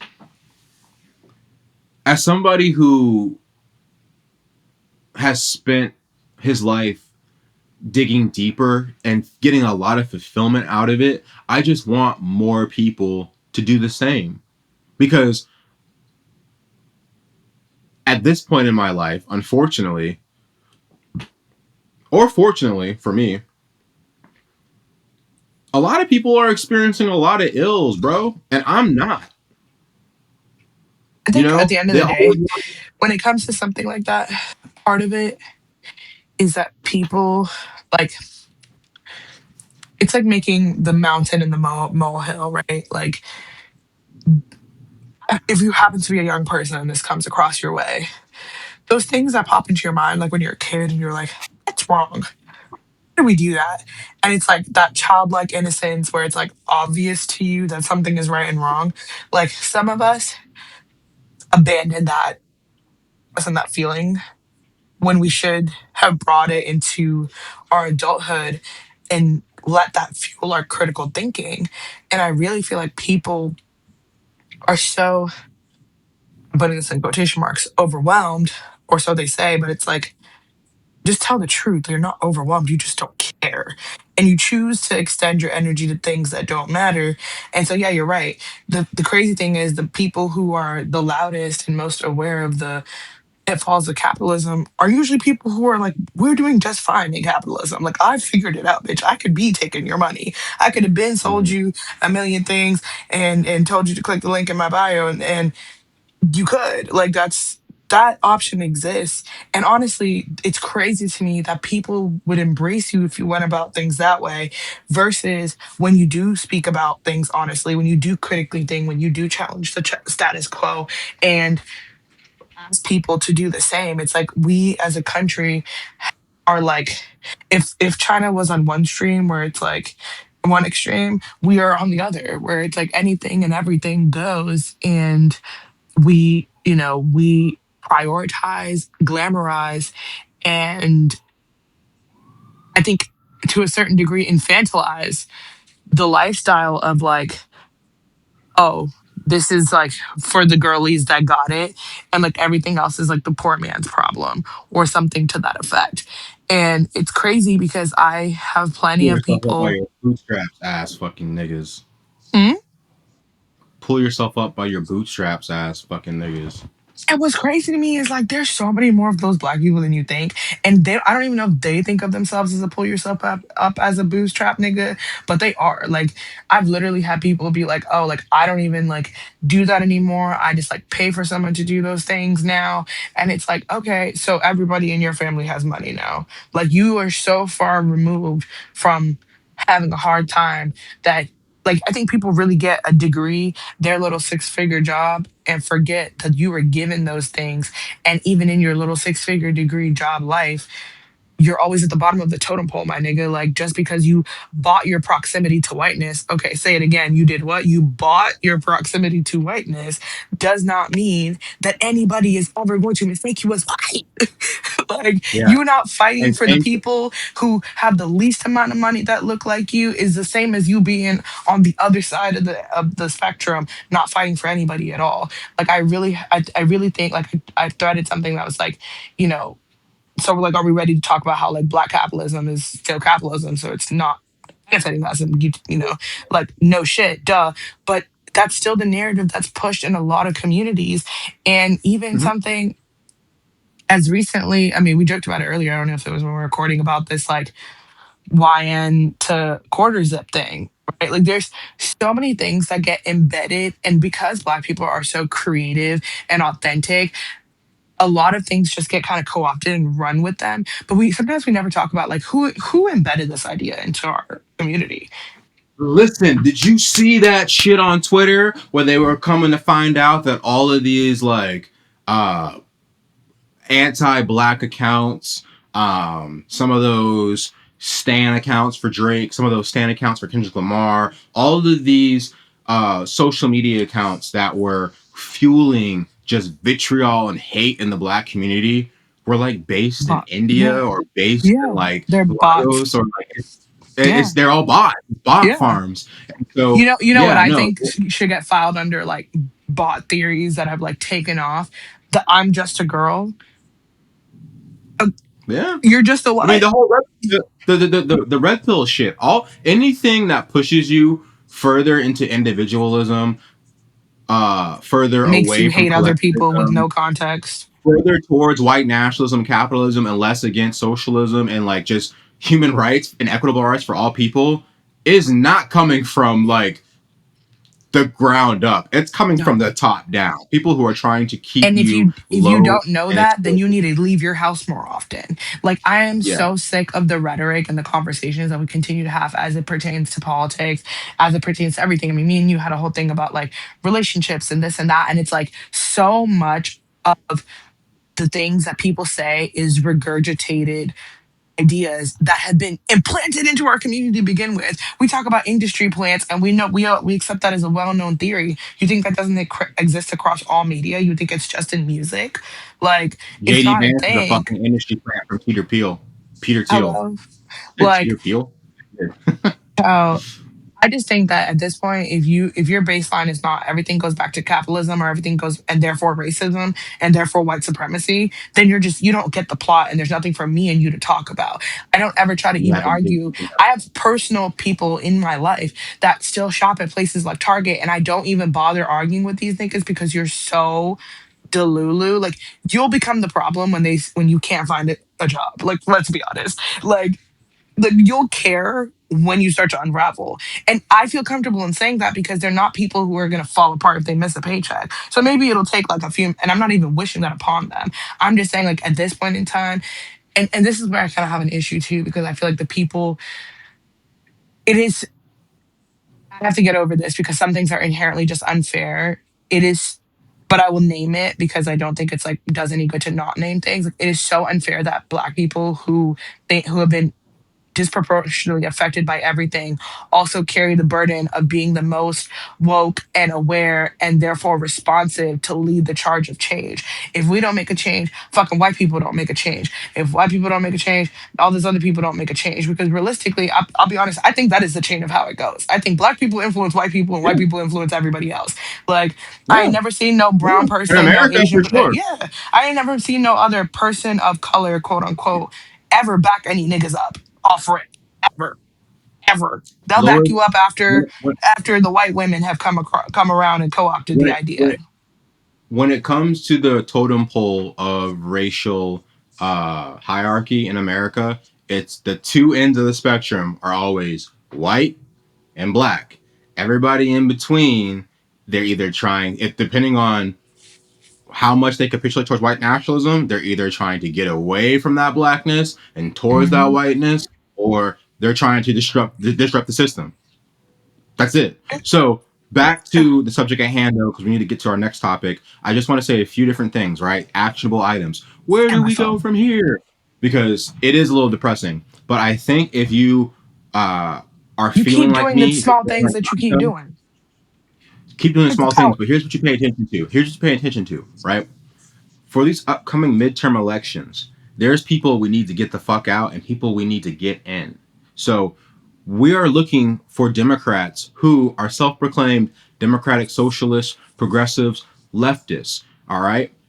We are not capitulating to incumbents in the Democratic Party, and especially incumbents who have showed themselves to not be up to the fight or to betray the values that they might have talked about The when they got Gale. elected. How do you recognize some of these Democrats? There's a few different ways. Some people have just exposed themselves throughout this entire first Trump regime or second Trump regime. The 8 Democrats who crossed party lines to pass this continuing resolution bill, and then also most recently there was 86 Democrats who voted to condemn socialism in this country last week, including Hakeem Jeffries after he took Hello. spill after he said all that good game about After how he Chuck filibustered Schumer his ass wasn't up doing there. what he needed to do with the government shutdown, Hakeem Jeffries, who was literally needed to be dragged to the podium to endorse Zohran Mamdani, just voted to condemn socialism before they condemn fascism, the real threat we're facing. And you want to know who just endorsed Zohran Mamdani before Chuck Schumer Trump. ever did? Trump. Donald Don, J. fucking Don, Trump. Donald Trump. Me, pick me, If you Donald don't Trump. believe me, But if you don't also believe that Donald Trump gave the fattest fucking lap dance to Zohran Mamdani, look at this fucking picture.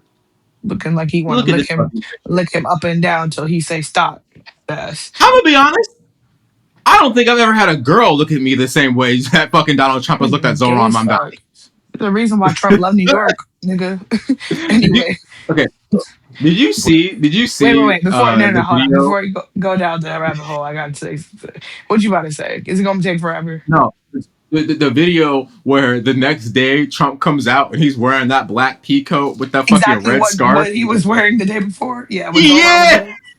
Yeah, yeah, yeah. He said, you know what? he Let was me like a just like bad Zanny. bitch. Let me just like Yeah. Zanny one time. Yeah. Whoa. Trump is the God most damn. interesting character of existence. But to that point, I don't know if we talked about this on the podcast or if it was just something I was talking about. I ran on various internet platforms in various ways, so I don't remember. But regardless, there was a girl who had posted a TikTok that was basically like connecting, and the very TLDR of her theory was that Putin had information on Trump and is basically using him to get back at the United States for interfering in their, affairs between them and Ukraine and other places. So that's the premise of her theory, and being able to utilize, you know, intelligence information that they have, embed people into the government because now we've seen, if you look at the history of some of these people that are in high levels in government, they have ties to Mossad, they have ties to Israel, like, all things that kind of fall under what previously would have been considered conspiracy theories, but are like actively playing out in front of us, even down to Ivanka fucking Trump. Like, being a gift from Putin. Like, I don't know this. If this is a conspiracy theory, it's very Jeffrey T Epstein. conspiracy theory. Regardless, whomever that gifted him the woman, all of these things falling under the same idea that like this man is a figurehead Treason. being utilized to distract us while individuals with more money and more power try to actually control our government, right? And Mm-hmm. when Donica was being all, man, this nigga ain't saying exactly, not to that detail, was saying the same thing of like, I don't know, he doesn't seem like he's just really good at playing the game. What does he really truly believe or not believe in? And that being something, I'm sure I couldn't tell you which episode. I discussed it on the air for sure at some point in the past. Fast forward to now, and this, like, as funny as the interaction between him and Zoran is, I think something that, has also been pointed out is that Trump's a New Yorker, through and through. And so when it comes to wanting to maintain the politics with the now mayor elect of New York, I think to me that's even more indicative of the fact that, yeah, he might be 1 year into his presidency, but this man is already moving on to planning what he's going to be able to do in the future. Because for all intents and purposes, he's going to go back to being a regular failed businessman. He filed for bankruptcy 6 times, by the way, in case anybody was curious. His business has filed for bankruptcy 6 times. This man is not he's not a genius by way of he can touch anything that turns to gold. He's a genius by way of he can turn anything to shit but still make it gold. And that's what we've seen, but he hasn't done it on his own, because if that was the case, the 6 different times he would have filed for bankruptcy never would have come into play. And so I really think at this point we don't need any more information. I'm not really even sure. I don't remember, like, how is it possible that we impeached him, but he's twice and he's still the president? Like, all these different things like don't really like clock to me. But I think at that point when we weren't even concerned about that, that's where a lot more of my mentality of like, oh, this is not only is it not fair, it's like it's illogical. And like how disillusioned is the average, and I do mean average American, that they don't believe that this is something that we should do, like we should step in and like actively do something about. Oh, they're very disillusioned, but they're also very checked out. Everything you're saying is true. When it comes to the conspiracy theories slowly going from theory to this just seems to be like treason on some of the highest levels from capitalistic people who don't give a fuck about anything other than trying to get money and have no general moral value. So a lot of them are also perverts too. Which is why our next topic of conversation, I the mean, even Jeffrey down to Epstein how file. much of like U.S. government info was found just laying around Mar-a-Lago or whatever. Like, Yeah, yeah. But again, I think again the cure for this is for more people to be jolted out of their slumber, their Wally ass lifestyle, and a lot of that is probably going to come through the continuing pain we're going to experience from this Trump regime. But once people are awake, they need strong orators and strong leaders who will be able to dictate that energy towards the right villains, right? Because the problem every time in history we've seen levels of corruption of this magnitude get there is that the strong leaders are normally fascists who point it towards the most vulnerable people, which is what we're seeing with the fucking ICE regime right now. Fuck ICE, abolish that shit, throw Kristi Noem and Tom Homan into the goddamn gulags. But on to the next area that I think people need to really pay attention to is the Jeffrey Epstein saga that has now gotten to its climax. We are going to be receiving the Jeffrey Epstein files in December. That is like when it has to come out, confirmed. unless the DOJ literally just breaks the law and says we're not releasing them, right? We need to be prepared for whatever reality that could happen because there is a large percentage chance that they will try to redact as much information that involves Donald Trump and every other pedophile, billionaire, Every other multimillionaire, supporter powerful of person his. in this Yeah. country. So we need to be fully aware and use our thinking caps to cipher through this information, because already with information that we have, if you don't think Trump is either a pedophile or at least like an organizer for pedophiles, like, I don't understand how you gotta go through your day. I got a bridge I'm willing to fucking sell you. We have emails now, I multiple got a Jet emails 2 between holiday Jeffrey for that Epstein, ass. uh, Je- Jeffrey Epstein and Steve Bannon, the architect of Trump's first presidency. We have emails between Jeffrey Epstein and some high Democratic, what do you call it, lawyers who've been influential in shaping American physical policy for multi years. I think we need to pay close attention to the Jeffrey Epstein files, because I think it will lead us down a path of being able to correct a lot of the bad shit that's just gone on in this country since forever. These people need to be exposed. They need to be tried with due process. They need to be put in jail, though, and they need their wealth garnished. We need to tax the rich, because clearly no one man should have all this power, because all they do is exploit people with it. And I'm tired of this shit, bro. You're tired of this shit. Americans who are paying attention are tired of this On shit. that note, Americans who aren't paying attention are tired of this shit. on the note of no one man should have all that power, fear. The, I mean, obviously we know Kanye's mother pushed him over the edge, but also it's times like these that make me really realize, like, low key, look, don't shoot the messenger. The Black community drove Kanye to worse mental health before the passing of his mother, because when he spoke about these things, he was regarded as wild and a overly, like, what's the right word, a radical thinker. And I've been ruminating about Rational this a thinking. lot. Yeah, I mean, sure, but I've been ruminating about this because of the fact that oh, and I don't know how far we are from content of the week, but I'll spoil it now. But the Wale album, that's fucking kiss. Like, I haven't been looking forward to a Wale album in a really long time. Like, I think all the songs he dropped ahead of time, all that stuff, great stuff.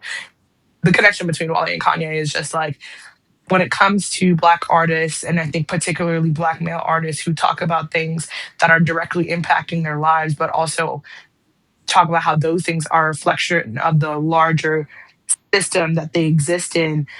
Black people have a level of cognitive dissonance, and maybe it's a way of protecting yourself from the trauma of those experiences, because like you also relate to it.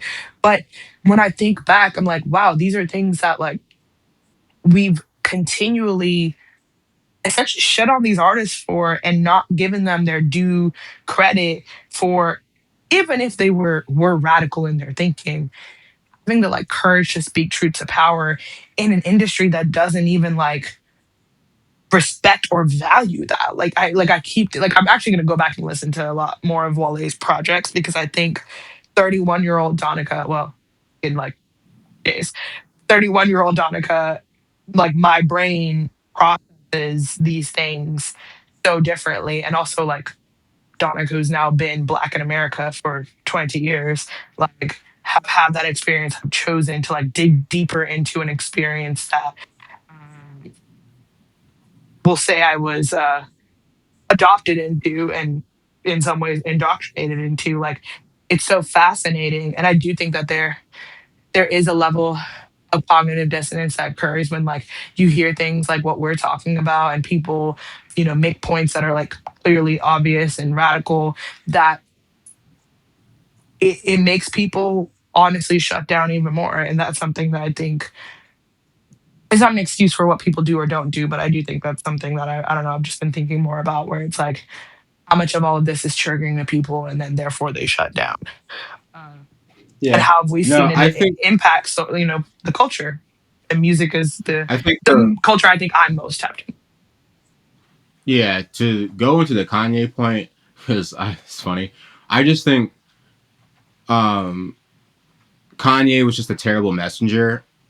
If you switch everything Kanye said the word Jew with Israel, it would have been no problem. And then also, unfortunately, Kanye was married to a woman who was birthed by one of the most villainous capitalists we've seen in our lifetime. And Kim Kardashian herself is a Zionist who is about to take Skims and like open 8 stores in Israel. So Yeah. Not to mention like listen to those the connections OG when you can. OG like authors. Like that family has But been capitalizing off of white proximity to white despite not being white their whole lives. with black features and black faces and black bodies, and on top of With that, bought black if features, you really black want to look faces, at and black how, bodies. because again too, the question would then go, or you would have some people questioning, well, what was Kim Kardashian supposed to do, love a broken man? I would say, well, if you look at the tenets of marriage and then through sickness of health how it's supposed to go, I would just give the example of Gucci Mane and Keisha Shakur, because they had a beautiful interview where they were talking about Gucci Mane's schizophrenia and how his wife has helped him manage that and has been the rock in his life. And you, it's just like it's just such a juxtaposition between like how you Because it love shows that somebody and she how you never approach loved somebody. him as the person. She loved him for the For sure. proximity she got to the culture. We all know that. Yeah, he was famously chasing her for years, and but I mean, again, like, look, you choose to love who you choose to love, and that's why I would implore all black men to dig fucking deeper. Why are we dating? Okay, either way, sorry, There's let's a not wait, get. wait, wait, wait, wait, wait. There's a perfect line in a Wale song. And I have to actually I don't want to butcher it. So I'm gonna look up what the preceding line is. So give me 1 second. So I think I spilled water on my keyboard. This shit bugging. Glitching the fuck out. Like uh and it's so interesting because everybody who's like a super Wale fan is like, now that you all love Wale, da da da, da, like respect, like, calm down. Sometimes you're gonna be ahead of the curve, babe. Sometimes you're gonna be behind it. Calm down. No one's not loved Wale. This nigga's been around for fucking 10 plus years.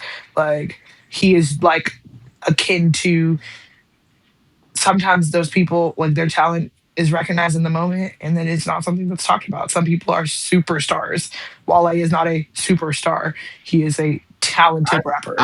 I was just tired of pretentious people and art and trying to take I it knew it hostage like they built. first. I wore it Okay, put first. me on. Calm down. Got it. What do you get for being the first? Got it. But his song Michael Fredo, he says, God got me, so what could stop me? Maybe a white wife and the paparazzi. I said, damn, you talking about Kanye. Talking about Yeah, Kanye. yeah. But that But that yeah, I know. So on the so on the Jeffrey Epstein, to finish that shit off, just pay attention. Be critical about all your thinking. Be very nuanced with it because there's going to be a lot of misinformation. We already, if you like, again, if you just look at the saga from this year, how Trump's regimes, DOJ, Pam Bondi, and Kath Patel, who I think should be like arrested for perjury at this point, both came out and said there was nothing in the files more to be learned, that there is no big conspiracy, no criminal link, there's no child sex trafficking ring. And then we get these emails that expose all of it, 27,000 of them. he should be, Like, and he shouldn't they be also in jail? he's using FBI funds to protect his little girlfriend. Like that's not what we pay tax money for, sir. Get the fuck out of here. Yeah. Like But I'm let's sick of get it. I'm to, sick of we're all gonna get that. we're reaching 2 hours. We're gonna get into our health topic, but quickly, if you want some more things to pay Can our health attention topic to, always be uh, get fucking vaccinated, you dirty motherfucker?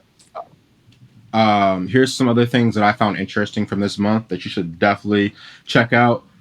Rest in peace to Dick Cheney. If you don't know who Dick Cheney was, he was the architect of death under the well, George W. Bush Jr.'s administration. So check him out if you didn't. He's a terrible person. Nancy Pelosi will not run for re-election. Good fucking riddance. She's already done enough damage. Please, She 100 years please, old. a big rest in peace to Kyron Lacey and Trey Reed. They were both black men that were found lynched in the Americas in 2025. Colin Kaepernick is actually paying for an independent investigator for the Trey Reed lynching.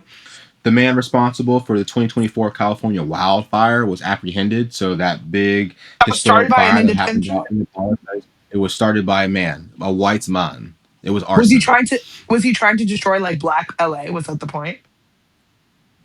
No, I think he was just an arsonist. So he was just trying to set shit to fire. Shit got way out of hand. What is wrong with y'all? Yeah, Honestly, people are literally, pause. Black men, I mean, white men, come to the front. Come to the front. Come here. Come here. Like and flip this the is back of the why. ear. Flip the back of the ear. No, no, no. This is why y'all would never convince me to gentle parent shit. Okay, there will be no gentle parenting because you raise arsonists, rapists, and child murderers. Continue. All right. Israel private equity is causing mass evictions of U.S. residents. Again, I'm reading the 100 Years War on Palestine, and everything, as Javiante has said, that this country has done in Israel is being imported back to America. So if you do not think that they're going to start colonizing America, clock it. AI is causing mass layoffs. There's also a huge AI bubble that's building. I've been talking about it in my private life. I've already disinvested from a lot of my individual AI stocks. Because when this shit crashes, I still believe it's gonna fucking crash. I don't know when, but when it does crash, I don't know about they're that, buddy. saying it's going to be worse than the 2008 housing market crash bubble and the dot-com bubble. So, the financial crisis that caused people to like jump out of buildings because they lost everything. Not no Just want y'all CEOs to be jumped off of aware. buildings for me. I'm Remember, joking, we're guys. boycotting the UAE over the Jew. We're That's boycotting the UAE that's sad because that was over on the the list of genocide places in I wanted Sudan. to move to. Like, but we're Yeah. not profiting off of my brothers and sisters in Sudan or anywhere else. So it's fuck all Hmm. that. It's And until completely. further notice, my It's business will not be coordinating no trips to UAE. Heard? You heard? Okay. love Nor it. will I be flying It's through the free. UAE to go home to India. Period. It's I will fly it's to free London Palestine. to the original colonizer. The Israeli It's always free Palestine, but some more recent updates you should probably check out, as well as the fact that the ceasefire that everybody wants to give Trump credit for is not a fucking ceasefire. They've been There's bombing no the fire. Gaza There's Strip, no ceasing. and Yeah. they've been having multiple incidents of attack in the West Bank from settlers, illegal settlers, every fucking day. But also check out this story. The Israeli government fires an IDF legal chief who leaked a video of IDF soldiers sexually abusing prisoners. Um, and yeah, that's about No, you all I forgot one got for thing. y'all. There's the whole situation with Christianity being under in persecution in Nigeria. Let me say one thing. None of y'all are in Nigeria. Stay the fuck out of their business. I don't know what the fuck this has to do with Nicki Minaj, but as Oh usual, my god, yeah. leave, see your way out of it because I don't know what's going on. But what I do know is, let me tell you, I'm half Nigerian and I love my people, Psychosis. but there's you can Nigerian scammers are a thing, okay? And unless you count the Danish scammer who scammed the Nigerian, we got to look into that because now they're making us look bad. Because how did the scammer get scammed? But anyway, that's another conversation. But I do think that conversation is super interesting. Like I don't know whether Christians are being persecuted in Nigeria. Historically, Nigeria has had Christians and Muslim people live together like in the same family in harmony. So I don't know. I do know that the irony that the countries that I'm from, India, Nigeria, and living in the US, all happen to have leaders at this point in time that share similar values. And yeah, so that's a thing. Supposedly, Nicki Minaj is in it because she has a pastor that's Nigerian. Uh, we don't, let's, artist, art. Okay, Nikki, stay in the art. Because when it comes to you being the art, listen, Nah, man. fuck that. Nikki, just go away. It's just done. We need mass atonement. Your next 3 albums need to be about how you love black people and you're sorry. Your But first one needs to be how let's get you into a hot divorce that topic. man and then go from there. I But don't. You had a child with her. I don't want to talk about her. She disgusts me. Let's get into the health topic of the week because this is the last important story that I really want to did dive you into address the because death it's very. penalty for sedition piece? You did. We'll get that. We'll get to that next month when we figure out if they actually like court martial that one person. Listen, This is their this Did we is say this their episode? problem. Fuck everybody who voted for Trump. I think we should make sure we say that every episode. Just as a reminder, Yeah. if you voted Listen. for that nigga, fuck you. If you're a black maggot, fuck you. Um, yeah, Yeah. And and I'll say release this those on that files piece. yesterday. I'll say this on that piece. It's not just fuck you, but we do not accept your apology without atonement. I That don't is even the want your biggest apology. thing Fuck that your like apology. I'm sick of liberals trying to push on us real people. Why the fuck would I accept your apology without change behavior and you actually trying to atone for all the harm you have caused to this country and to people that I love? Like, no, atone. Show some actions. Start doing things. Start being a better person. And then maybe a few years down the road, we can figure it out. You know, a great way to atone? The midterms, 2028, 2030, I don't 2032. even care about Just that. sit this one out, bud. Just sit this one out, bud. Sit this one out. Let the Republican Party die. Since That's you a don't know great which way for bubbles to atone. fill out, you could sit your ass at home and don't fill no bubbles out. So, the same way you did in high school, where you put your head down at the little SOLs, same thing. Just don't even show up. But now, on to the health topic of the week because we really need to talk about this, and I really want to get out of here. Um, Wow. so I'm done. recently, the Department of Education has been getting dismantled by Linda McMahon. Yes, the same Linda McMahon that is the ex-wife of the dude who created the WWE. But most recently, and this goes into also what we were talking about by WWE. certain individuals who've gotten to a point in capitalism that they feel like they can check out of what's happening in the world. Nobody's free till we're all free. So this past week, we learned that the Department of Education proposes removing graduate nursing and other health programs from a professional degree list. And if I'm not mistaken, I think they just did it, right? They officially did it. Yeah. Well, it wasn't that So they took it off the list. It was never on the list. What actually happened was that they said that we want to cap how much student loans professional degrees can borrow. Number one. When no, you no, look at but what I thought it was that they were considered professional programs because before you could get a certain amount of loans. well, No, let me explain. That's what I'm telling you. There's always been a list of what's considered a professional degree, and some of these degrees either weren't on the list at all because of like it's the government shit's just super outdated, or they were on the list, but it was capped at a certain amount of money.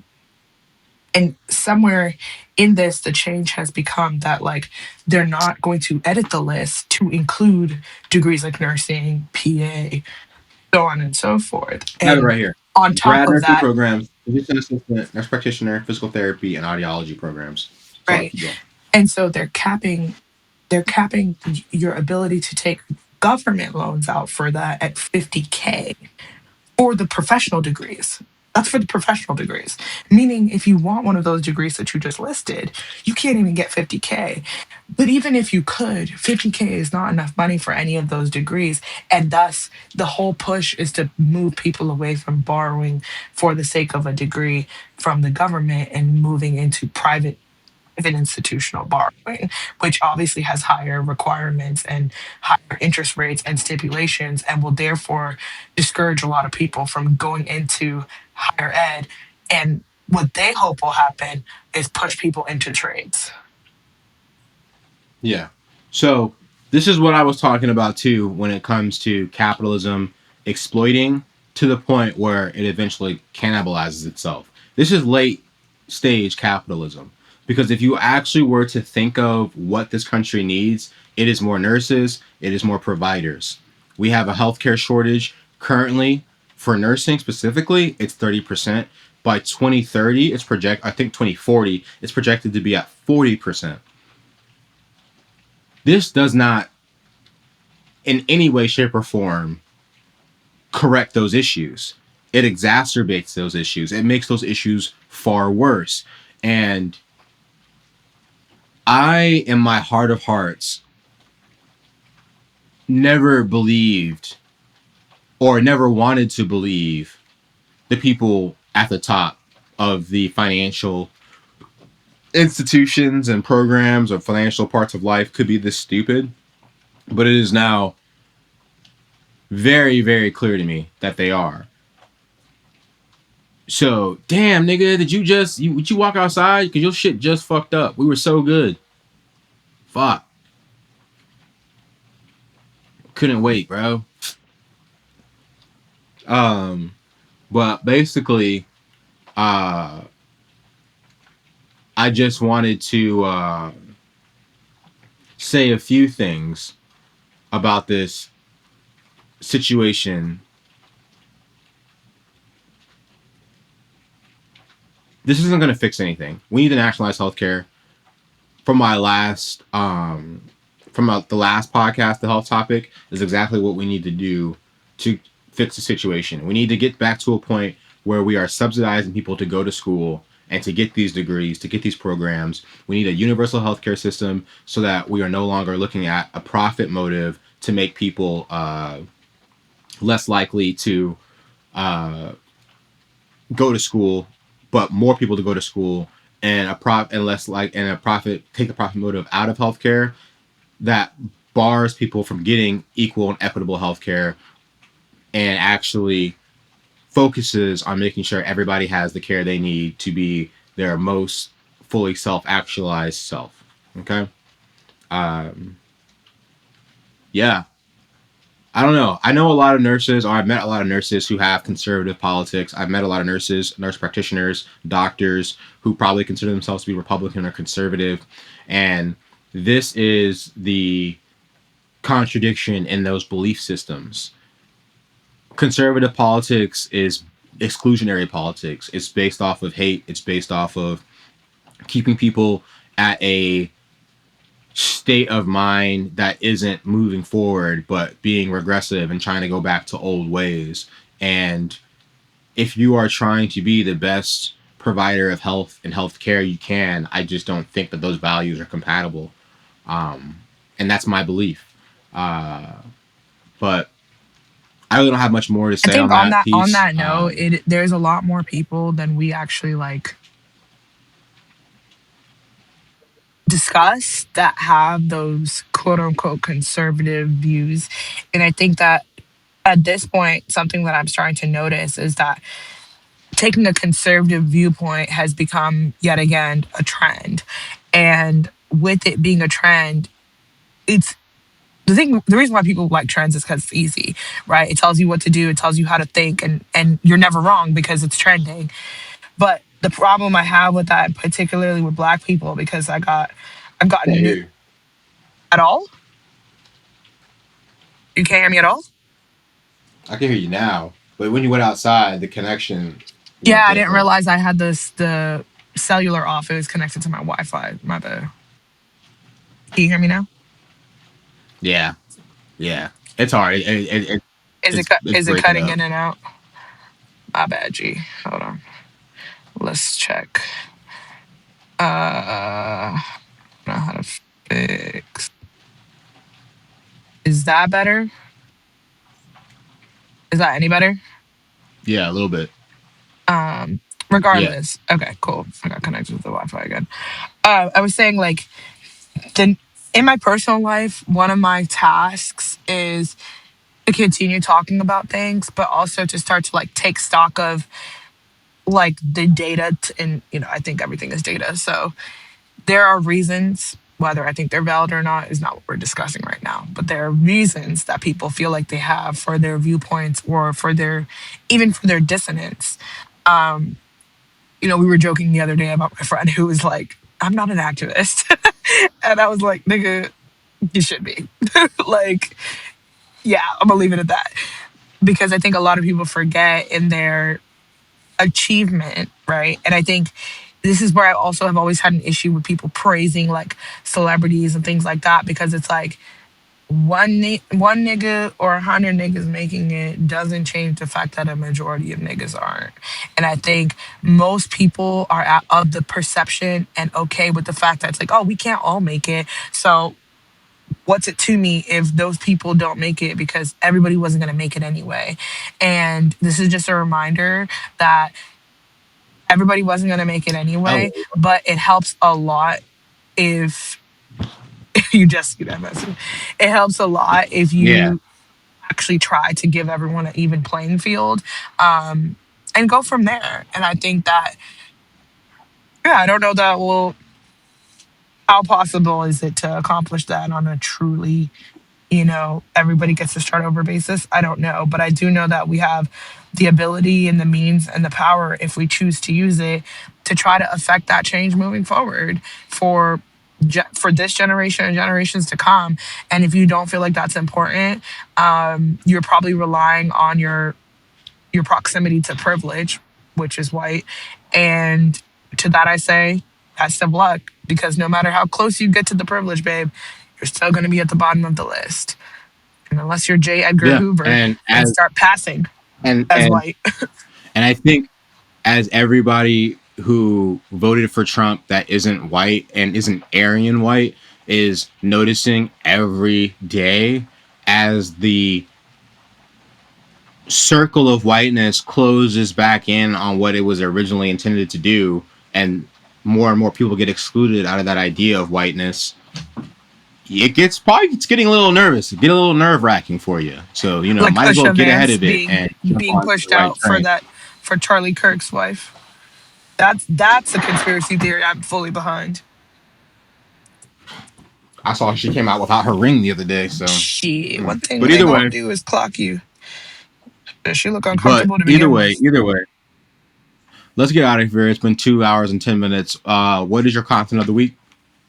I got like so many artists dropped albums. Shout out to Nigeria. So I'm gonna go in order of Everything Is a Lot, Wale, The Fall That Saved Us, Odeal, and Love Is a Kingdom, Tems.